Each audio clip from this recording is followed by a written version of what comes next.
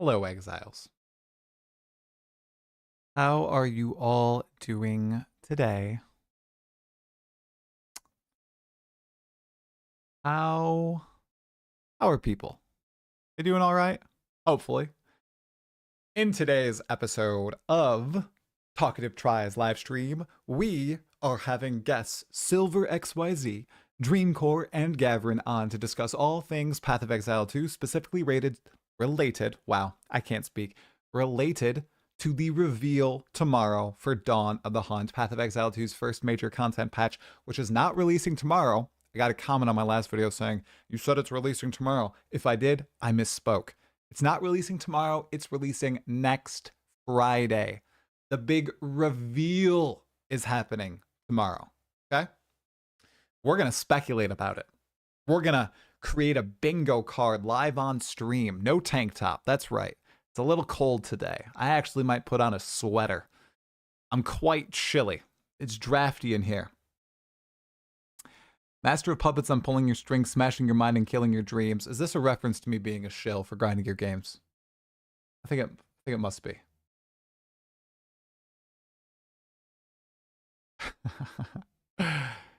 Hey, casual gamer, what's going on? I actually do have pants on today. Yep. See? I got pants on today, guys. You guys are right. Congratulations. Accurately guessing there. I think I need a little bit lighter. Oh yeah. Oh yeah. A little. Ooh. That's a little bit better. Not crazy. Okay. Oh my goodness. Man, I had a day at work. A long day. Oh my goodness. Oh, hey Kaltarak, what's going on, dude? I had a very busy and hectic day at work. Oh, I know it's Master of Puppets by Metallica. I know that. I didn't know if it was a reference to something else. Okay. I'm being silly. All right, PoE 2 music. We're going to get on some nice PoE 2 chill music. Okay. All right, there we go. Hey, Kyona Shen. Hey, SW Shinigami. What's going on? Hopeless. Hey, Patrick. Hey, Omega Cybers. You love the Stitch shirt. Thank you. Appreciate it. I also like the Stitch shirt. When will the live stream start? The reveal live stream starts 22 hours from this moment. Well, my live stream starts 22 hours from this moment. The reveal live stream begins 23 hours from this moment. What's a Metallica? It's pronounced Metallica, right? Oh my, have I been pronouncing it wrong my entire life? That would be pretty embarrassing. Not gonna lie. Oh. Okay. Let's see. Horse KF51. I also can't wait. I think we even might get a little teaser today. Any chance for the Druid? There's definitely a chance for the Druid. Uh-oh, another PoE 2 out of 10 L podcast incoming. Heck yeah, dude.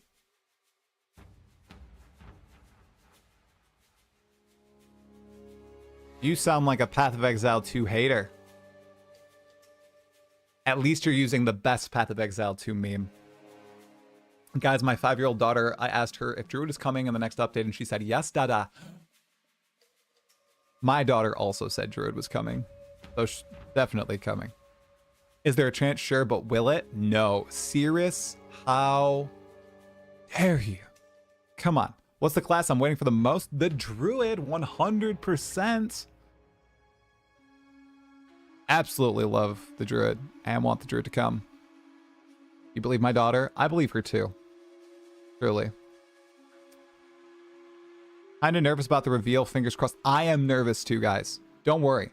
If you're nervous about the reveal, you and I are on the same wavelength. Okay. Apparently, DM is also... He had like a Path of Exile 2 announcement that was supposed to happen imminently. I really wonder what it was. I'm really curious about what DM's announcement was. I'm guessing he's getting an interview with Jonathan and Mark with Gazzy. That's my guess. What do you think about full MTX transfer in point 2? I don't think they're ready with everything yet. I'm sure there will be a good deal more coming to the game, though. Nervous about the reveal? Yep. Oh, yeah. Oh, yeah. Everybody thinks it's gonna... A lot of people have big expectations about it, including myself. That face when 12 new ascendancies are announced tomorrow? Oh, my, oh, my. Hey, Exile Shadow Art. What's going on, dude?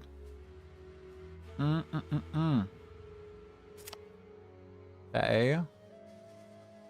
Hey, Mark. It's going well. It's going well. No, we're just gonna sit here and chat for a little bit. I actually have a few things I need to get ready for the pod. Let's see. We've got this beautiful bingo card. Okay.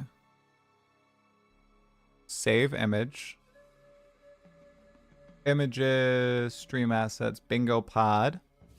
Perfect, from Sylver. And then, my oh my. Blazing Lance, Ice Spear, Spearfield. Oh my gosh. You guys think we're gonna get mounts in this? What do you guys think? Mounts, yay or nay in this patch? Who's on the pod in 42 minutes? Dreamcore, Sylver, and Gavryn. Gonna be good. Do you think holy skills will be with the flail skills, or will it have a different slot? Definitely gonna be some spell casting holy skills, but I bet a lot will be with flails too. No mounts, please. What do you mean? Mounts are what we need to slow down the game. Do you think they will reveal Druid tomorrow? I do think they are going to reveal Druid tomorrow. But a lot of people disagree. No mounts? No way. Do you guys know that a mount is already in the game files? And is confirmed to be coming? I feel like a lot of people don't know that. That's not good. Gonna be a chonky patch. Mark, heck yeah. All 6 classes in Acts 4 through 6. I'm going for X through 4 through 6. Yes. Yeah. So I know you guys think I'm crazy, but X through 4 through 6 definitely gonna happen. Totally. Okay, here. Still Sane too. Whoa, whoa, look at that, look at that. Ooh, fancy. Very fancy, right? Gotta get an image in here. Media file, image. Add source. Okay. Bingo.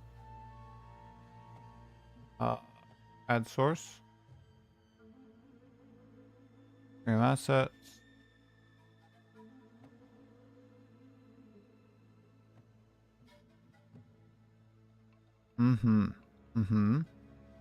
Yeah. So this is good, guys. Fit to screen. Look at that. This is not how we're gonna have it, by the way. I'm just gonna have it on its own thing. Because this is egregiously ugly. Or guys, should I have it like here? Should I just have it here? No, we're not having it here. Hey, we're gonna make a crazy bingo card with everybody. Just to house our predictions. Okay. Hey, Guitarholic, what's going on? Hey, Anti-Valor, what's happening? Okay, so we are doing... We're gonna do a... Oh my god! Oh my god! Bro, it didn't even appear on the screen because I had the notification screen set up. Biscuit Roger with the $50? Hey, just wanted to say that I appreciate all the content. I love listening to the podcast streams while at work. I have also 100% hopped on the Hopium train and can't wait for the update. Thanks again and best wishes for you and your family. Thank you, Biscuit Roger. Thank you. My gosh, dude. I appreciate it. Well wishes to your family as well. I hope that tomorrow is a good day. I truly do. Thank you. Thank you so much, dude. Okay. What was I doing? Duplicate. Still Sane for bingo. Okay. Jeez. That was very nice of you, dude. Okay, we're gonna hide this. Okay. Alright, and what are we gonna do here? We're gonna... How about... We're gonna do this... We're doing this live, guys. So, we're gonna do... What could I do? Okay, I could unlock this. I could make it smaller, right? All right, and we don't do any names, right? Besides my name, because my name is the most important, right? Okay. Gonna make me tiny. Oh yeah. Oh yeah, heck yeah. And then we're going to hide, hide, hide. Oh, this is good. This is good. This is good. Stay with me, exiles. Stay with me. The method to my madness. All right. How many hours I got in PoE2? Around 300. Oh. Uh-huh. Okay, okay. We go smaller. We go smaller. We'll be the tiniest exiles ever. Look at this. This is pretty silly. Make mine bigger than the others? No, bro, it's okay. I like this. There you go. All right. And then I will just add text on top. Brown-Eyed Aries resubbed for 3 months, dude, at tier 1. I appreciate it. Thank you. Bingo. No, this is all one frame. I can't do that, man. This is just one frame, so I can't move them all. I can only move, you know, it all together. All right. Okay, can I go any larger? The bingo. Let's see. What's the max size bingo? Right there. Right there. Boom. Look at that. Yes, I've created a new scene for that. Haha, you think I didn't create a new scene? Wouldn't that be funny, Omega Cyrus? This is how the pod is going to go, by the way. What fancy schmancy stuff could I put in the background here? Let's see. Do I have a background media file I could put? Media file, add source. Waiting. Ah! Where did I go, exiles? Exiles! Exiles, I've disappeared.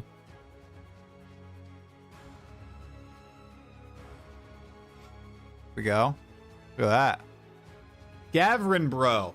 13 months in a row freaking at tier 1. Thank you. We're just doing some funny business here. That's all. I think we're all good. I think we're set, guys. Log in. Drag just became a member. Bro, thank you so much for the membership. You guys are being very kind today. Very kind. How many hours until the reveal? 23 hours until the reveal. Can I stack the frames on top of each other? No, I can't, because they're all one frame. It's one object in obs. Yeah, put a huge picture of the druid right there. Hey, Cast and Coffee, what's going on, man? Yep, all going well. All going well. Black bars on the top of the cam. What? What do you mean? What do you mean black bars on top of the cam? I would get bigger images. But this right here is me being a super silly boy. What's up? What's up, guys? Super silly try. Right here. Enjoy the content. I agree and hope they make big swings in this update. I love Witch, and even I know Grim Feast needs a rework. I'm game for a clear direction in PoE2 regardless. So am I. Like, I may swing to the I wish everything slows down a little bit, right? And that's a euphemism a little bit. I actually mean by a decent chunk, but I will play the game regardless. 100%. Been hanging out here for a week, so I figured I'd commit. Thank you, Drag. I appreciate that. One sec, let me just check to see if there's any emergencies anywhere.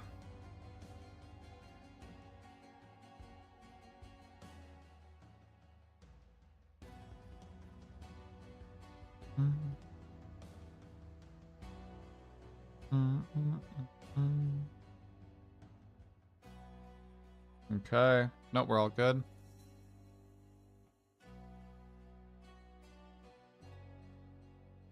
All right. Okay. So, do you guys think we're going to get a teaser tonight? Or do you think they're just going to be quiet until tomorrow?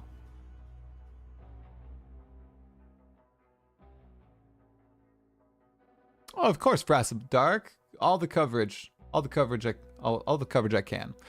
Wow, Ian McKellen is returning as Magneto in Avengers Doomsday. Well, let's talk about that. Holy crap. Ian McKellen, my dude. That's pretty crazy. That's some news there. What do you think on these people thinking swords will be added without its base class, Gladiator? I think there's a 10% chance that swords are added. I don't think we need the class to be added. I think we can just have swords come in. Complete silence. Quiet. Teaser would be appreciated. I want a direction just so I know what direction to give feedback in. I can't give feedback in EA if I don't know what the vision is. We need the vision.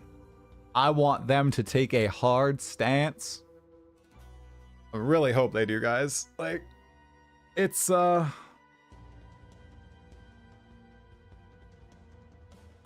Hey, Durdrick, what's going on, dude? Let me see.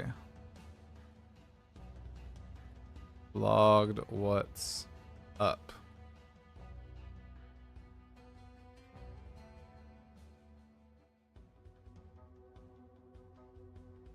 Okay.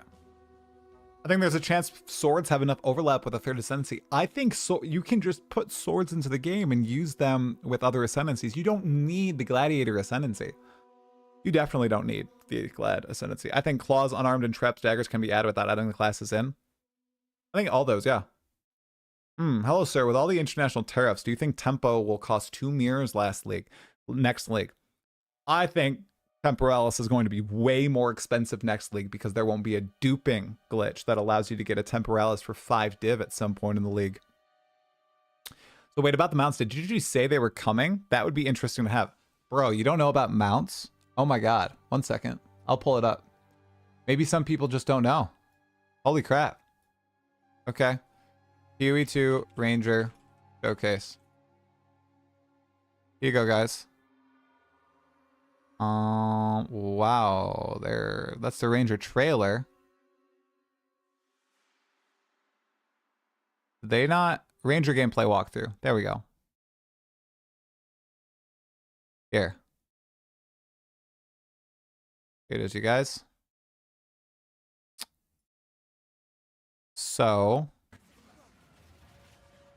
Here's a boss fight, by the way. Not in the game yet. Right? Act 4 or Act 5 or Act 6 boss, you think? What act? I know what act. Haha.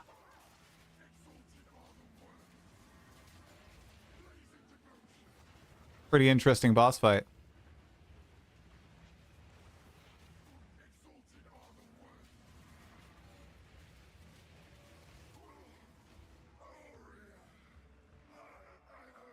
Very interesting boss fight. You think it's Act 4? I don't think it's Act 4. I think it's Act 5, dude. Look at all that gold. Look at all that gold. Here you go. Here's the mount.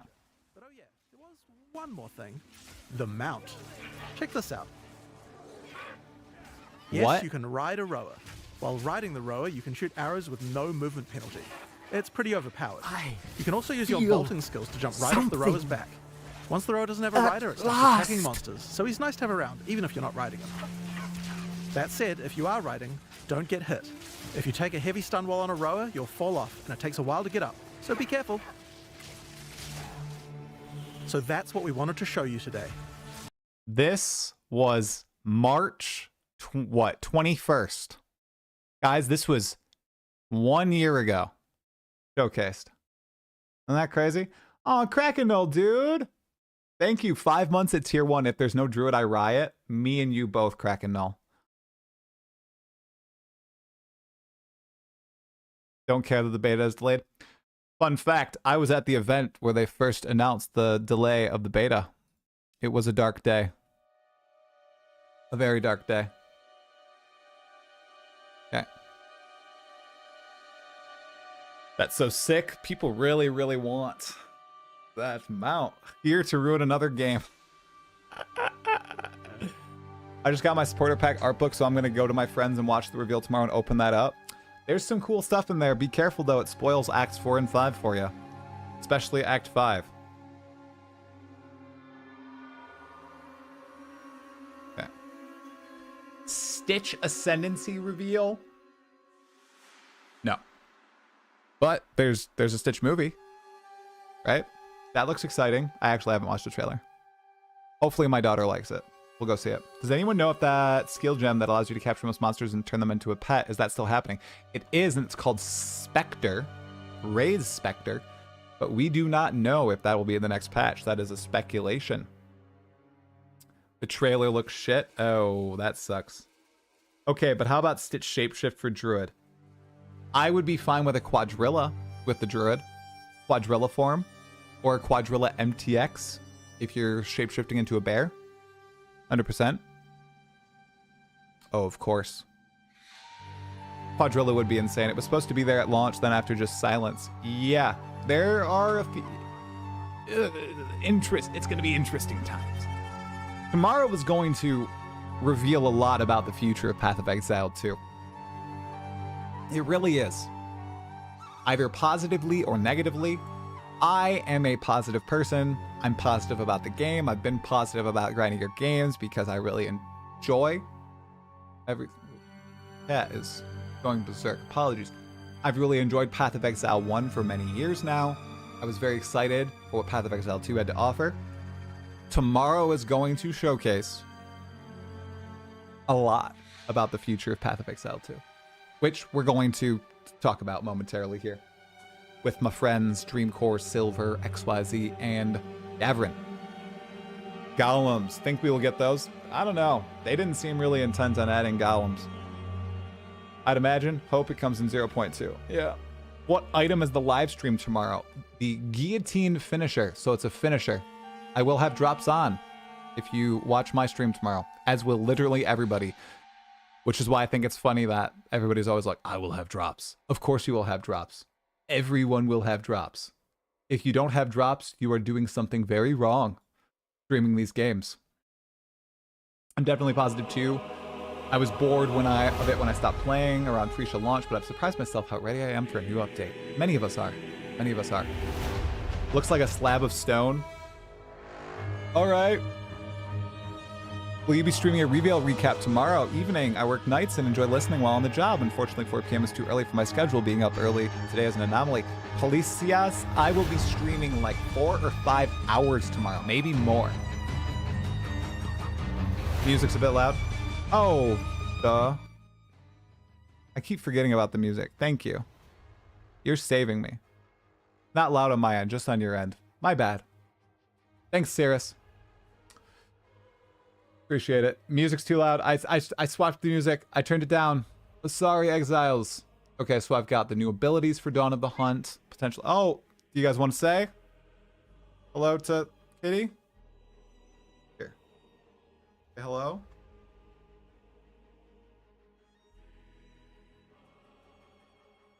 Hi. These are people who are excited to play Path of Exile 2 like I am. Except a few people who hate Path of Exile 2, just here to attack me. right? Her name is Doja, but she doesn't like being picked up. She really hates getting picked up. Thank you for the consistent content, Talkative Tribe, and helping feed my obsession. Yes, both our obsessions. Might I add Totamo?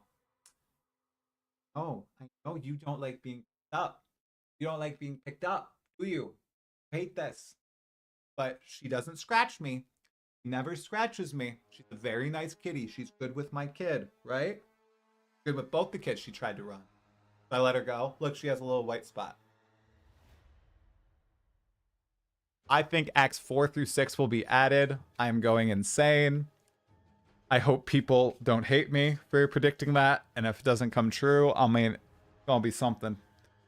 It's gonna be hell to pay. No, I'm just kidding. I think people, if there's not a new act, I don't feel like that's not enough content. I feel like that's not enough content.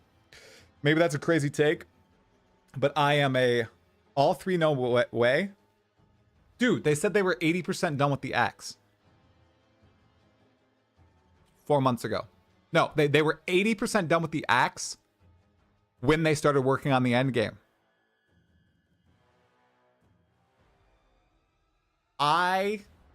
Here's another spicy take that many of you have heard already. I think the campaign is more important to get right than the end game right now in early access. Boom! Boom, boom. And the campaign trickles down to the end game because all the campaign bosses turn into end game bosses and all the base types from the campaign become items that you can use in the end game, right?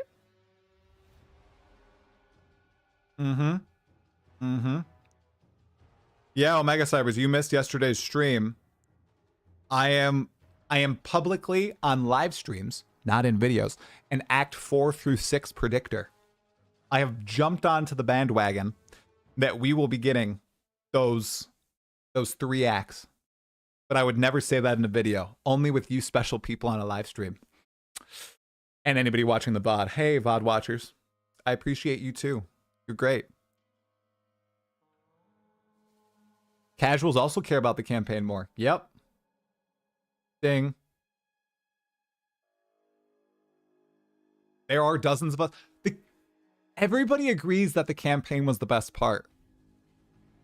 Why would they not add more to the best part? That also becomes a part of the end game.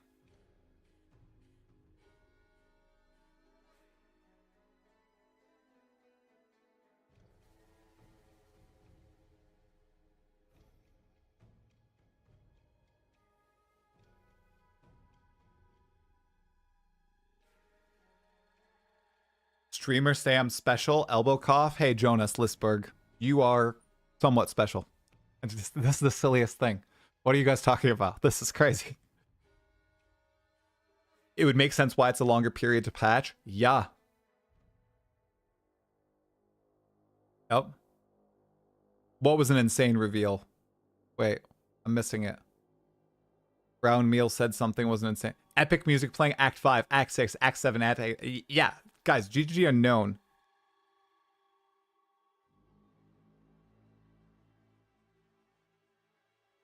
GGG are known for epic reveals. Do you guys want to see one of their craziest reveals ever? Yeah, getting the campaign out will help with endgame. I don't understand. I don't think any other streamers agree with me on this.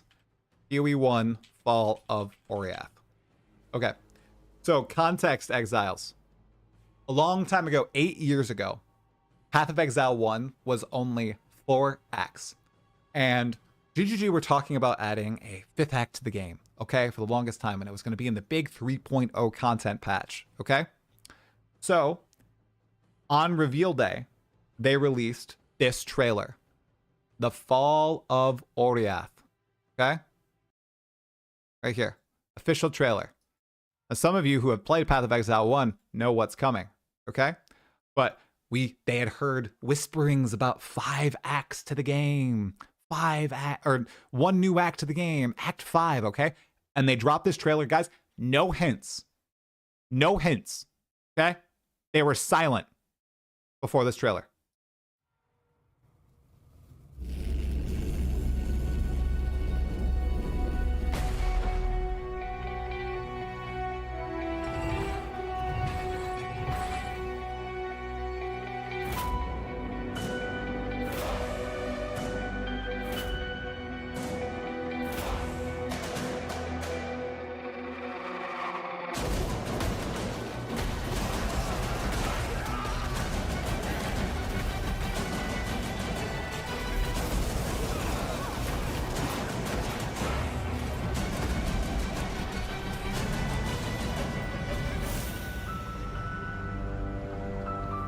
And this is when it turns, then return to raid class. Wait, what?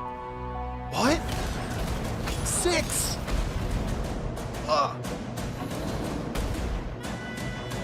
7? What? 8? That's it, right? Act 9? Act 10? Oh my gosh.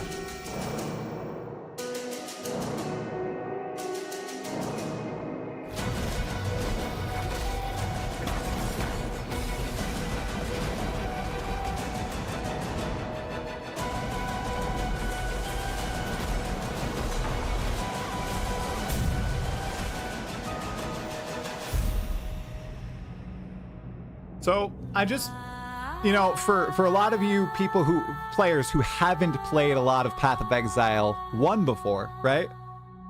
The reason why my expectations are large for this patch are because what grinding gear games have done in the past with Path of Exile 1 content patches. Okay? So when people are, you know, whoa, you're expecting too much. I don't think so. I don't. That's funny. What's another one that like shocked people? Like, how about Siege of the Atlas, okay? PoE 1 Siege of the Atlas. This is when the Atlas tree was introduced into PoE 1, and we were thinking we get one new pinnacle boss, right? Like, Cirrus is dead.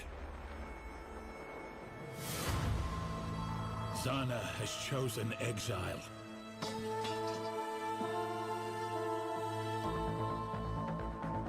But the Atlas of Worlds remains a beacon for eldritch horrors. We imprisoned the Elder. We placated the Maven. We've been preparing for the arrival of another. But we never expected 4. Okay. That was like one of the craziest lines. We've been preparing for the arrival of one other, you know, one new boss. And then they're like, never expected 4, yo. But we never expected 4. They embody insatiable hunger. Crushing darkness. Searing flame. Merciless wrath.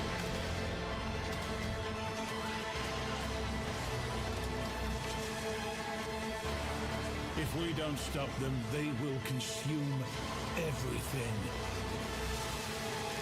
This is a war for our very existence. Here we go. Here we go. I mean, new pinnacle bosses. Look, new Atlas mechanics. Oh my god. Valuable and ready? Okay. People, this was a content patch for Path of Exile 1. Okay? Before this, there were individual passive trees for all the sections of the Atlas, kind of like what we have now for Path of Exile 2, honestly. And then they did this. They said, you can play whatever you want, ba-bam, go. All right? Just insane. Oh.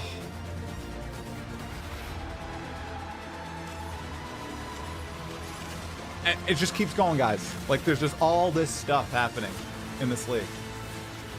It was such a big league. Oh my gosh. They are here. I was giga addicted to this league. Stand with us. Amazing music. February 4th, 2022. You guys feel old? Who feels old? I don't feel old. But reading this makes me think I'm old. I don't feel old. But dang. Oh, goodness gracious. Yo, I gave PoE 2 campaign another go after accepting it's a different pace than 1. Does feel better, and if you know what you're doing, you would at least get decent items. Oh, Cyclone, that's awesome. I'm glad you think that. That's really cool. Hey, King Nothing. What's going on? I'm expecting 0.2 to be a patch of this size. If I am wrong, crucify my ass, okay? Just Just crucify my ass. Okay. All right. Guitar Holic, you're correct. The Atlas passive trees were from Echoes of the Atlas. We'll give that one a go. If it's tiny, guys, I don't know what to say. Hey, Grape, what's going on, dude? Hope you're doing well. Fine. Okay. Here was an even older patch. 3.13. Okay? This is when the Maven was introduced and when boss arenas were introduced, the Crucibles. Okay? Drives you, Exile? Is it justice? Revenge? Honor? No. It is power.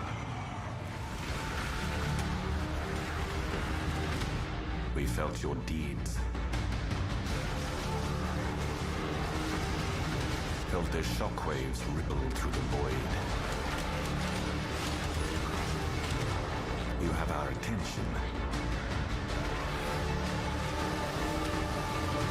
Now you must keep it. Your limits will be tested. Break them. Do what is thought impossible, and the Atlas will follow.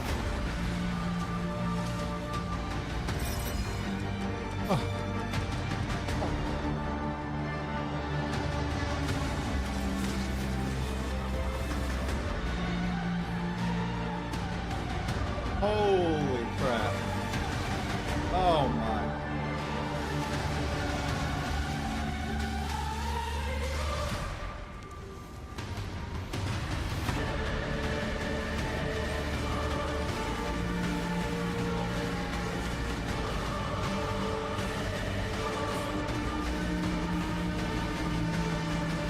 The stars themselves will bear silent witness.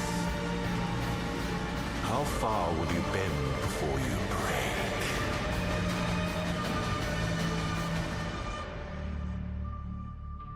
January 15th, 2021. Oh my God. Oh my God. Add the cinema emote. How do I do that? How do I add the cinema emote? I'm not a good streamer. Do I have to go to like, what TV? What is it called? 7 TV? 7 TV. 7 TV. All right, let me make sure I'm not giving away any sensitive info here. Sign in with Twitch. Authorize. Okay. Emotes. Okay, do I look for cinema? Cinema? Is it just cinema? By Oxydoc? Okay. So add. Add to talkative tries emotes. Confirm. Okay, does it work? Did I do it? Did I add cinema? Oh my gosh. Cinema. We did it.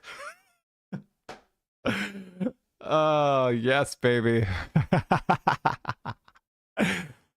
Oh my God. Oh, I'm ready for tomorrow. Oh my, oh my, oh my. Tomorrow's gonna be spicy, guys. Oh my gosh. Please, GGG. Give us something meaty. Oh.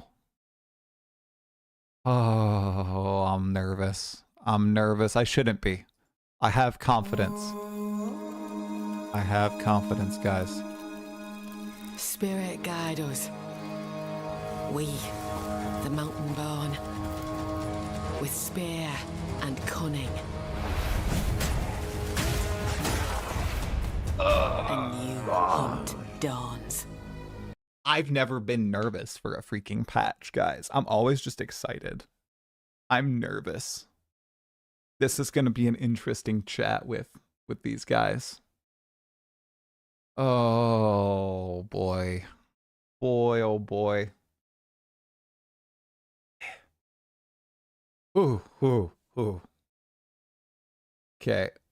Climax is held. What? You can say climax. It's okay. Okay, what do we got? 9 minutes to go. Let's see if the peeps are getting ready. Kitty, if you sabotage me like the other day. All right, Sylver is ready to talk some serious cope with us, guys. You guys ready to speak some cope with these people?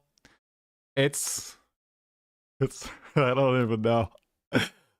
Oh goodness, what am I waiting for most of the new patch? I hope there's the druid. I just want the druid to be real, and if the druid's not real, well then rip me. Okay. Endgame towers just to satisfy Jonathan's love for Delve.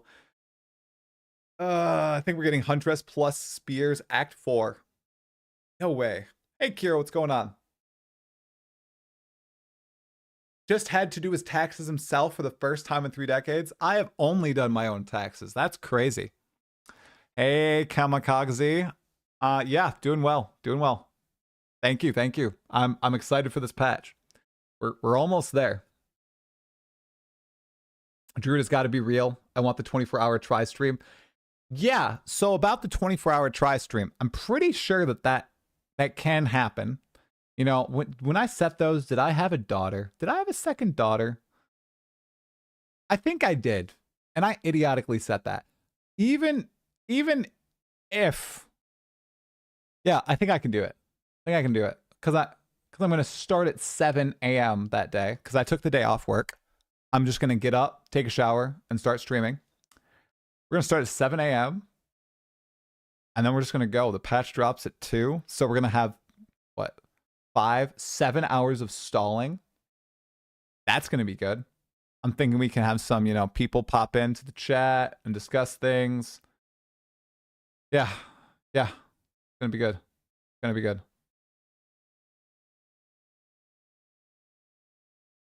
I believe I'm doing a 24. I'm going to try to. 7 hours of stalling. It's going to be beautiful, Dreamcore. We're going to go on a walk now. I'm just kidding. I'm just going to sit in this room all by myself. 2 hours of not logging in. No, we're going to be able to log in instantly. What is my boss thinking I'm taking the day off for? For Path of Exile 2. He also plays Path of Exile 2. My boss. He also plays Last Epoch. He loves Last Epoch and PoE 2.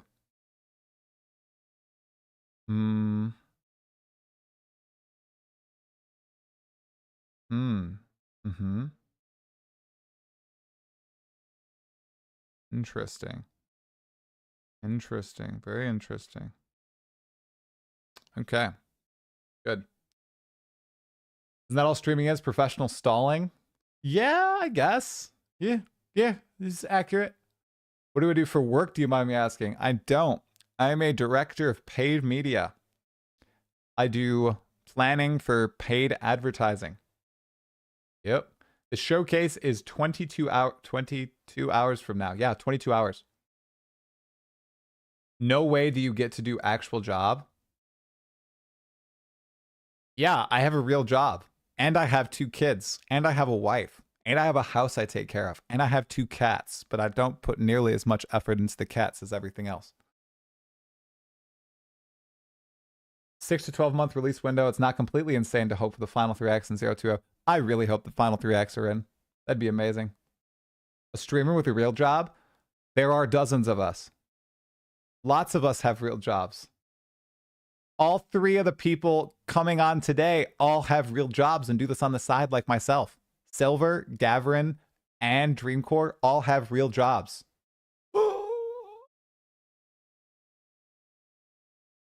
I believe Gavryn also has a wife and kids. I'm pretty sure that Dreamcore and Sylver do not have kids, although they could have been fooling me this entire time.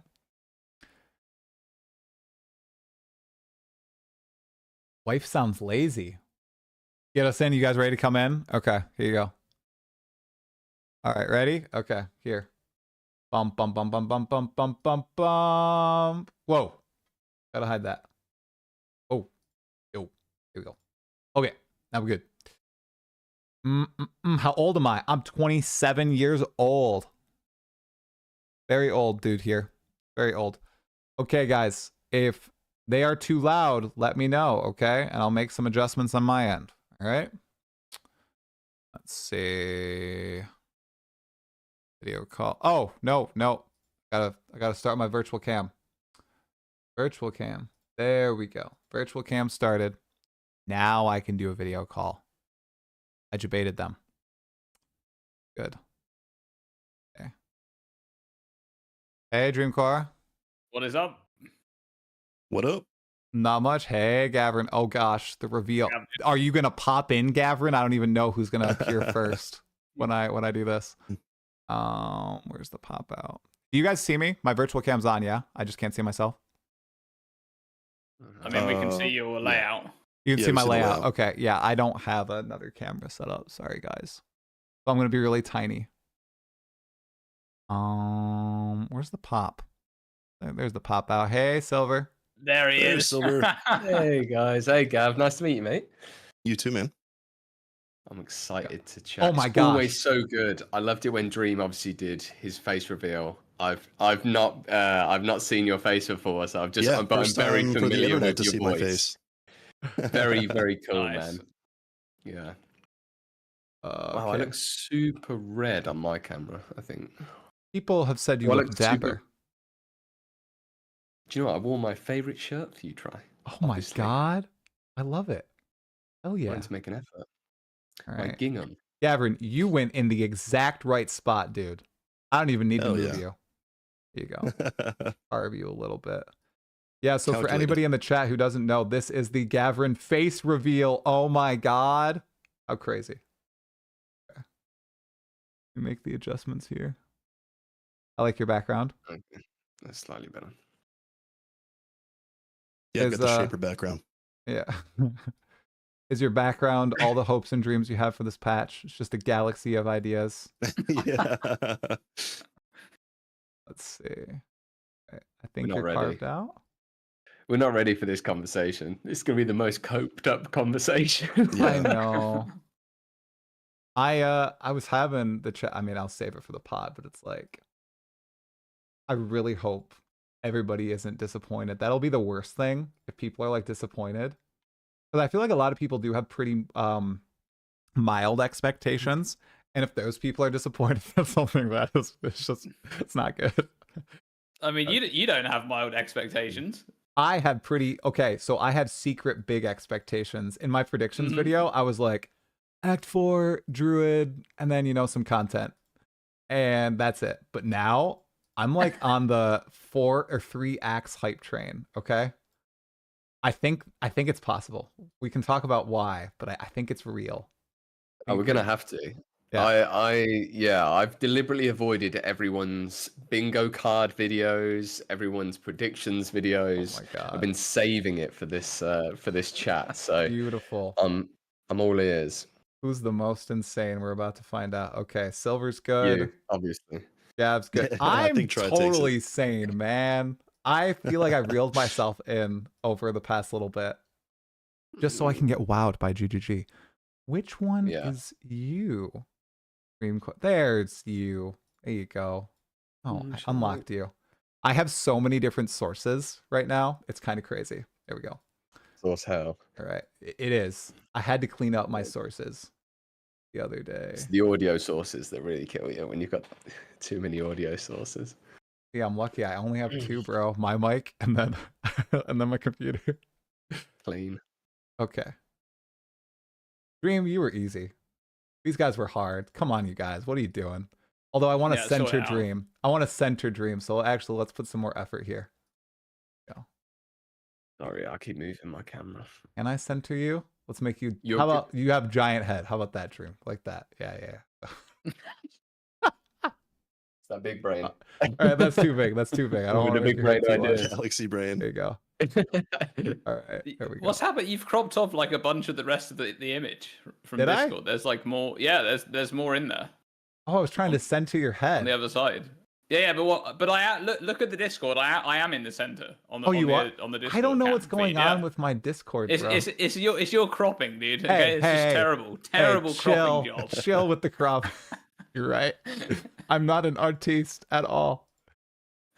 Try gave me like mild body dysmorphia for about 2 months after every podcast we did. He stretched it by about like 10%. Oh yeah, wider. I remember that. Yeah. Is it good this time, man? Please. Yeah. No, it's. I feel very well rounded this time. Thank you. I Okay, feel thank God. squared. Okay, no, Thank you. Dreamcore looks ridiculous. I gotta change this shit. Feel 1-to-1. You know. I made your head too big, man. Here you go. There. That's Yeah. good.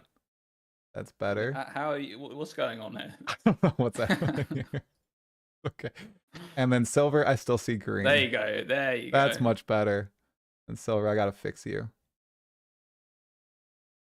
All right, I think I got the green. Sylver, can you talk one more time? Hello, my name's Sylver. Oh, and perfect. I'm coping. Perfect. Oh my gosh. I can't wait to see how wrong we all are. Okay. I have the initial screen set up, guys. You do have a crazy tan, Sylver. Somebody just pointed this out. Have you been out in the sun a lot? No, I think I'm that nervous. No, it's not that. I think my OBS is like slightly blowing me out or whatever, but I'll go with it. I've got like the little Pinocchio cheeks, cute All right. cheeks. Here's the other one I have to do really fast, you guys. I swear it won't take long to do this one. All right. We have the jank ass bingo screen, okay? There it is. Hey. Oh my Yeah. God. Okay. Competitive bingo. Here we come. New crap. esport. Yep. Okay, let me freeze this, the frame. All right, let me get Sylver over here. Dreamcore right here. All right. Da-da-da. You're going to be tiny. Okay. Sorry, everyone. I could have done this privately, but you guys get to hear the stupid banter while I set this up publicly.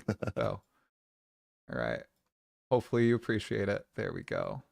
Is banter like a term that Americans use generally? Yeah. Yeah.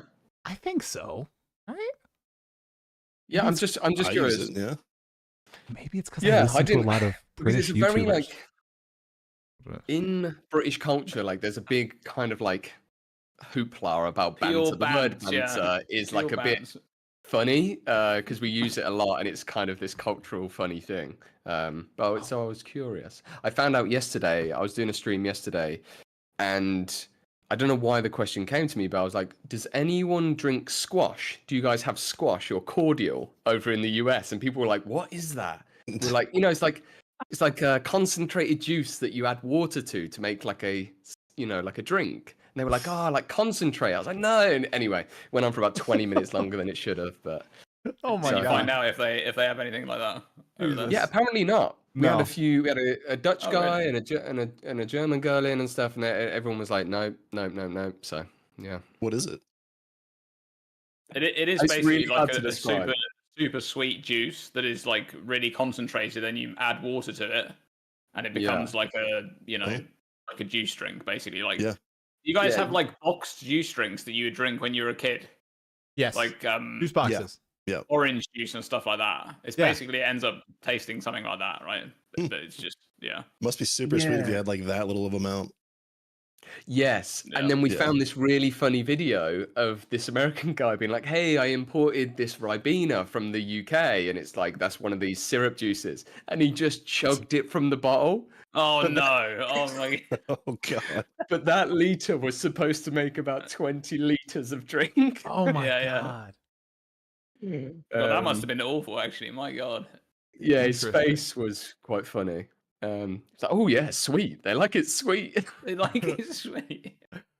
All right, I want everybody to go around once. Chat. We've got 700 of you so far. Wow, shit. Oh my god. Didn't expect that. guys. We're going to need to do sound checks, so tell me if somebody's too quiet or too loud. Dreamcore, let's start with you. Testing. Audio sound check. Looks good 1, on my 2. end. Let me know if he's too loud or quiet, but good? Yeah, I thought it was good. All right, Gavryn, go for it. Testing. Check. Mm, Too quiet. Hello? we were little, yeah, a bit up. Soshiro, look at Soshiro is reading my mind. Little bit up, Gab, just a tiny bit. That's all. I can adjust you too if you want me to. Doesn't matter. Mine's maxed. Yours is max. I'll adjust you a tiny Yeah. bit. Here you go. Here you go. I'll do a 10%. Test. I think Testing. that's better. That looks much Okay. better on my end. Okay, awesome. Also, I just realized I screwed up your little box. I want to make sure I cut it properly. All right, Sylver, you're the last one, man. Go for it. Hello, testing, testing. Oh my god, Act 5. Whoa, can't believe it. Looks good to me. All of them are good? Heck yeah. Yeah, I adjusted. Don't worry, guys. Okay, I think we're good to go. We have the topic list kind of in the chat, you guys. So I'm generally going to try to steer us in that direction, but who cares? Let's just wander if we want to. And then the last, maybe half hour or so, we'll go for around an hour and a half, 2 hours, maybe 2.5. We'll see. And we'll do the bingo card that last section. Okay, you guys? And maybe we can get a little chat input as well. Okay. So let's open it up. Oh, God. I think I'm going to post this after. Yeah, I'll post it after as a video. So I'll do a nice clean opening for the video. Hala Moana, my fellow exiles. We are on the eve of the end of Path of Exile 2, perhaps? Tomorrow is Judgment Day. Okay, everybody's been waiting for this patch for months at this point. It's launching on April 4th. We know it's called Dawn of the Hunt. It's 0.2, and grinding your games have many decisions they should be making in this particular patch. And today I have assembled a fantastic group of folks to talk about those decisions and what we think might be happening in Dawn of the Hunt. We know the Huntress is coming. We know the Spear is coming. But what else do we really know? Not much. So it's a lot to speculate about. I'd like to go around actually really quickly. Let's just do really brief introductions. And then maybe your one-liner spiciest prediction. Okay? And then we'll go into the actual topics that we've gathered here today. Dreamcore, I'm going to put you on the spot. Let's start with you, man. I think we should save spiciest predictions for the bingo card, but You want to? You want to save your one spicy prediction? Bingo? Yeah, for that last slot. Oh, Still Sane, yeah. I mean, to be fair, I have several options for the last slot. Just saying, just in case everyone steals my option. I was trying to get some to steal. That's what I was trying to do here. So yeah. Okay. Then just introduce yourself. Yeah. So I mean, I'm Dreamcore. I do mechanics stuff. That's pretty much it. I'm hyped for PoE 2. I'm hyped for hopefully some really big balance shake-up is the main thing that I'm interested in. Great. So I'm hoping they're going to deliver some huge balance changes so that Mace is not bad. Phenomenal. Okay. Man on the cam. Gavryn. Go for the intro. What's going on, everybody? I'm Gavryn. I do mostly documentary videos on YouTube. Started in Path of Exile back in 2016. And Path of Exile 2 is now pretty much my main game between that and Last Epoch. So I'm here to stay. Perfect. I just hope it's good. Perfect. Okay, Sylver, close us out, man. Okay, I am Sylver. I make content on YouTube about PoE mainly, and it's very design-led, so I'm really interested in like the game design stuff. We do a lot of theory crafting, imagining kind of different mechanics that could come to the game. Highly cope and highly design-led. So, and also big up Gav, great to put a voice to a face finally. So yeah, it's good to see you, man. Sylver is actually the person who makes me the most sad out of every content creator I've ever watched in the Path of Exile sphere because of how amazing his ideas are. His videos are peak. They're so good. Especially the bestiary one. Oh my God. I just can't even. It was so good. I will link it in the description. If you guys have not seen the bestiary video from Sylver, you need to watch it. It's incredible. And if we get a fraction of that in tomorrow's news, I'll be happy. I really will be. Yeah, really good ideas. Really good. Okay. You make me blush, guys. I know. Speaking of tomorrow's news, the first thing I would like to talk with you all about is I think the biggest thing we'll be learning tomorrow, which is the direction grinding your games is going to head for Path of Exile 2's balance. For the 5+ years in the lead up to PoE 2 releasing, we've heard the term that lots of people now like to put quotations around meaningful combat, and how Path of Exile 2 will be more methodical. You'll be having these encounters, not only in the campaign, but the end game as well, wherein you're thinking about what abilities you're using when you're fighting packs, when you're fighting bosses, so on and so forth. And that's not what happened when PoE 2 launched. For a lot of builds, it's not just the most busted builds among us, it's just you're melting packs of monsters very easily. You're melting bosses. The gameplay speeds up too quickly in endgame in the eyes of many, and it loses that methodical approach that you get in Acts 1 through 3. I'd love to hear from all of you guys about what direction you guys think Grind Gear Games is going to go in, and if you'd like to color it with your personal opinion and preference, go for that as well. Because I know this is a very divisive issue. Lots of people want the Path of Exile 1.5, the zoomy nature, and other people are, if we want to go to two extremes, the Dark Souls ARPG, which I don't think is good. You know, No Rest for the Wicked. I'm not a huge fan of the combat style there, but just something more methodical and slower paced. The floor is free. I'll just let whoever wants to speak. Go for it. I'm gonna push it over to Dream, because Dream made a pretty good video on it, or you at least addressed the topic in one of your recent videos, right? So yeah.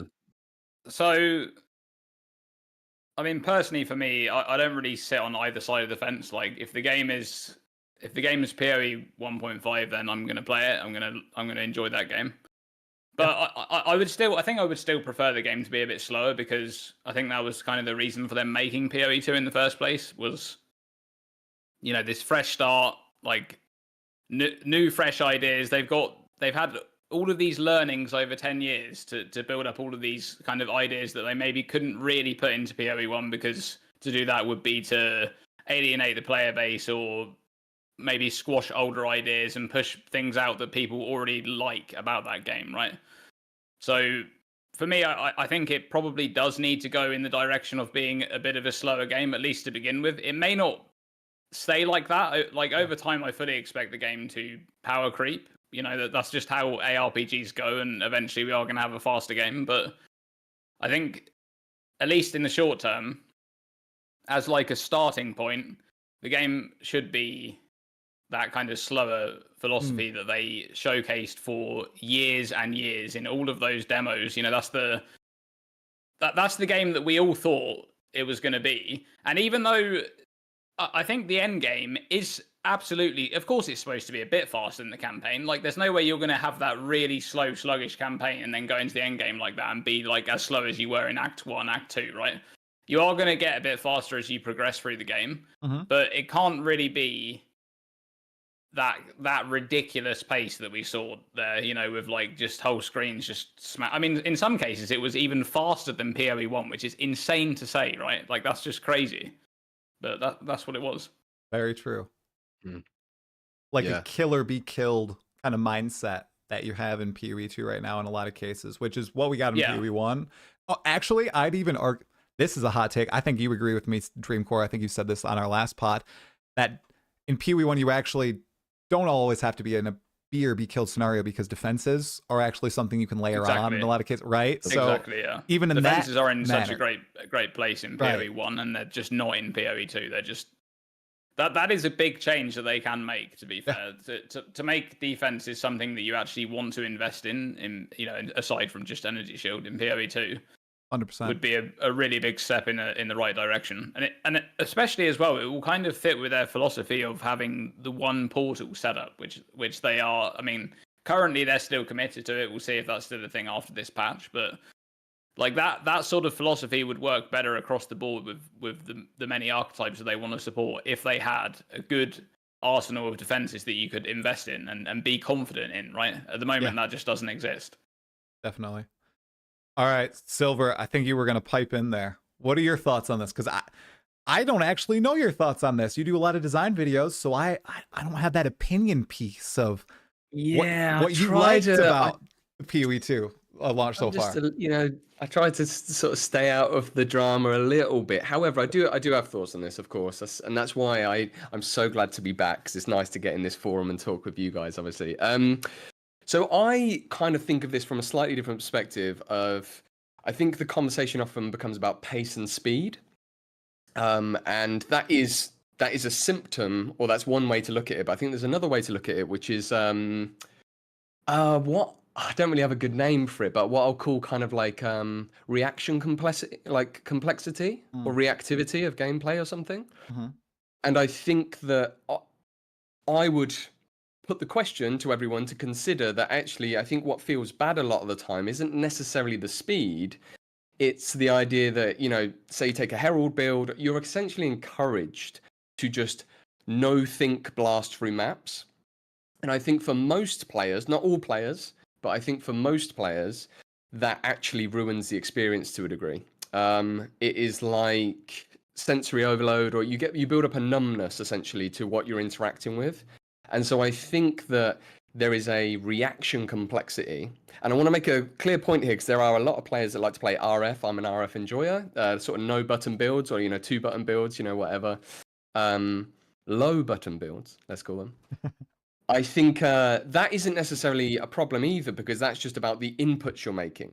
Whereas actually, I think what I think a good lens to look at this through is reactivity. So when you're approaching a boss with your RF, and it has these mods and it's behaving in this way in this pack, I think you want to be encouraged to make a decision when you're so, okay, I need to dodge this and then move around this, and then I'll activate this aura, this temporary buff, or, you know, whatever. And I think that was the goal or the dream that I had hoped for, that I was sold, that we were essentially going to be getting more thoughtful interaction. And I know, Dream, you were sort of talking about this, but I guess it's just sometimes it's I think the conversation gets one-dimensionalized into pace. And Jonathan said this many times, like, it's not really about how slow it is, when people would ask him about this, right? And I think that's the point that they're trying to come at it from, is actually it's about like interactivity. Yeah. And I think so in the campaign, we have very high interactivity. I've said this multiple times on my streams and stuff, that my favorite part of the campaign is the first zone, and the first boss. I know this is like, you can take the mick out of me, right? But that was kind of because it was the first time where I went, oh, he's doing this. You know, it was like Hillock on steroids, right? There was like more than just rotate in a anti-clockwise circle. It was like, oh, actually he's doing this, I'm going to roll and do that. And I thought, this is going to be even better as we go through the game, because there's going to be more complex move sets, etc. And that ended up being the opposite. It sort of diminished over time. So that's the lens I want to put out there, is the opinion I have. Interesting. So it almost sounds like, what was that term? War of attrition, that was thrown around a lot right before the game came out. Right, that feeling of the push and pull in combat between various monsters and yourself, that very much fades away. Yeah, as the game progresses. Did everybody just get a notification from the Path of Exile account? I see Dreamcore looking at his phone. Do we need to pause? I did too. You guys have a look. And I'll make one more point to wrap this up. I really loved the Guitar Hero games, right? Oh. This is a weird analogy to make, but bear with me, okay? And the thing I loved about that is you're watching this thing as it's coming towards you, and you're having to react in, like, you do a little riff up this way, a run, then you're holding 3s and 2s, and you're bouncing in and out, and whatever, right? And the thing I think there's an analogy to combat. So I don't think it should feel like I get to every pack and I stop, or I get to every rare and I stop. Yeah. It's that you want to feel like you've mastered your build from a skill point of view, and you've developed it where you see these things coming. You're seeing like a 2-pair coming, and a 3 and a red and a off gear, whatever. And you go, okay, wicked, I know how to deal with this. I hit my flip, and then I hit the ice, and then I debuff them. And I think that's the thing, is like the game runs at you, and then you dance around it. Right. That's a weird analogy to make, but yeah. Gav, what do you think? I actually really like that analogy, the fact that it needs to be more reactionary with the combat. Because right now you're really just pressing the same input every time and allowing Herald of Ice to do the rest of the work. So yeah, I think that with their design philosophy, I think that Herald is definitely going to be nerfed. I think we can all agree on that, or reworked, so that it's not as insane as it is right now. And I think Archmage kind of slots into that as well. But yeah, with the slowdown, I think that they really need to up the rewards if they are wanting to slow the game down, because we don't want it to turn into ruthless per se. So we kind of need to be rewarded for the ability that we are mastering our build. We need to, feel rewarded and justify that slowdown. Otherwise, it's just going to be kind of boring. So yeah, that's definitely my take. The reaction, like the reaction speed that Sylver was talking about there, is something that I brought up in my video, actually, with that interview or whatever, the group discussion between the devs at ExileCon where Rory was talking about how, you know, they'd have less recovery basically in PoE2, but the monsters would deal less damage so that you would then get hit and you'd have a moment of panic, you know, a moment where you're actually in danger. And if they can actually get to that stage in PoE2, that will be incredible. But in my mind, that is so hard to do. Yeah. Like, that is almost, it's borderline impossible to do that in a game like PoE. To have this thing, like it's almost like it's an imaginary thing, because it almost can't exist, right? What they're saying is, like, an average player with an average build is going to get hit by a monster and have a moment of danger where they you know, have to click a life flask or something. But with the amount of variables in any one person's build and the amount of variables in what random monsters can spawn, what rare monster modifiers they have, what auras they have and things like that are affecting other monsters, it is so incredibly difficult for them to get that right. Which is partly why I think, you know, the end game's been rushed in that. So I can't really say much about the current end game, but I think it's partly why, like, we have this kind of state of the game at the moment where it's so easy for them to just overdo the monster damage, right? The monsters just hit way too hard, and it is literally so easy for them to do that, or do it the other way around. They'd rather that the monsters hit too hard, right? Rather than the monsters hit like wet noodles, and everybody is just steamrolling the entire game, and there's no danger and no threat at all, because the moment they have to, like, add on that danger, then people are like, no, the game, we just love it, you know, we're just face rolling everything. I think they'd rather that they put too much on and then pull a little bit back, and try to get it back to, like, a good, you know, a good balance. So yeah, but Last Epoch has a really cool mechanic that actually does exactly what you're saying, which is endurance and endurance threshold. So once you're below a certain amount of HP, your endurance threshold kicks in. And based on how much endurance you're stacking all the way up to 60%, that's the damage reduction that you're taking. So you honestly never get one shot. You have time to actually react and apply your health potion or whatever recovery you're using. So that's kind of just like a global overarching damage reduction that everyone gets and has the ability to, you know, build their character around in order to avoid those one-shot situations and actually have the time to react. So it kind of prevents that balancing nightmare that you're talking about. Yeah. You kind of, it's like you kind of, you know, people talk about martial arts or whatever. You want to be sparring with someone that pushes you, but then, like, you know, there's diminishing returns on their punishment when they start beating you, right? And that's such a good shout out to Ellie and that system, because that is a clever way to stop it, right? Because another way that is an overly simplistic way, but is worth mentioning, would be like, okay, what we do is we make these monsters, these rares, have a mod that chunks you for a certain amount of your health, right? And it diminishes in this, like, internal logic which is hidden or something. But we are ARPG players who watch podcasts about ARPGs. We are going to figure that out very quickly and know we're being, you know, kind of duped. So yeah, that's like, endurance is a great reference, man. Yeah, that's great. Okay. Curious thoughts on that. I'd like to reach us to a different topic, totally swapping gears. Just pure predictions on someone coming to the game with 0.2. The Huntress. And what, one, her ascendancies might hold, and what the spear might look like as a weapon. We have seen spear gameplay as early as 2021, and we know it's supposed to be a mix of, you know, range combat and melee combat, wherein you can be very mobile. You have these disengage abilities. I'm curious if we're going to see, you know, the next version of Leap Slam, essentially, with these disengage skills and new ways to manipulate around the map with spear, and maybe this becomes the Angermus meta in the future races for Path of Exile 2. Really curious to hear your thoughts on both of those. One of the things that I haven't seen talked a lot about is the Huntress ascendancies, and if we're still going to get what was hinted at way in the past with the Beastmaster and the like. Anybody have thoughts on that? I think that, wasn't the Beastmaster a ranger ascendancy at the original ExileCon? I think it was. Yeah. In PoE2 DB, it's listed as a Huntress ascendancy. That's right. Big spoiler. There's actually a lot of interesting stuff on PoE2 DB. We could talk about that a bit, but yeah, for ascendancies, I mean, like a yeah, transforming Huntress would be pretty cool. I think that actually does kind of. I mean, Sylver's got a good take on that. I'm sure we'll hear him talk about that in a minute. His take is really good on that.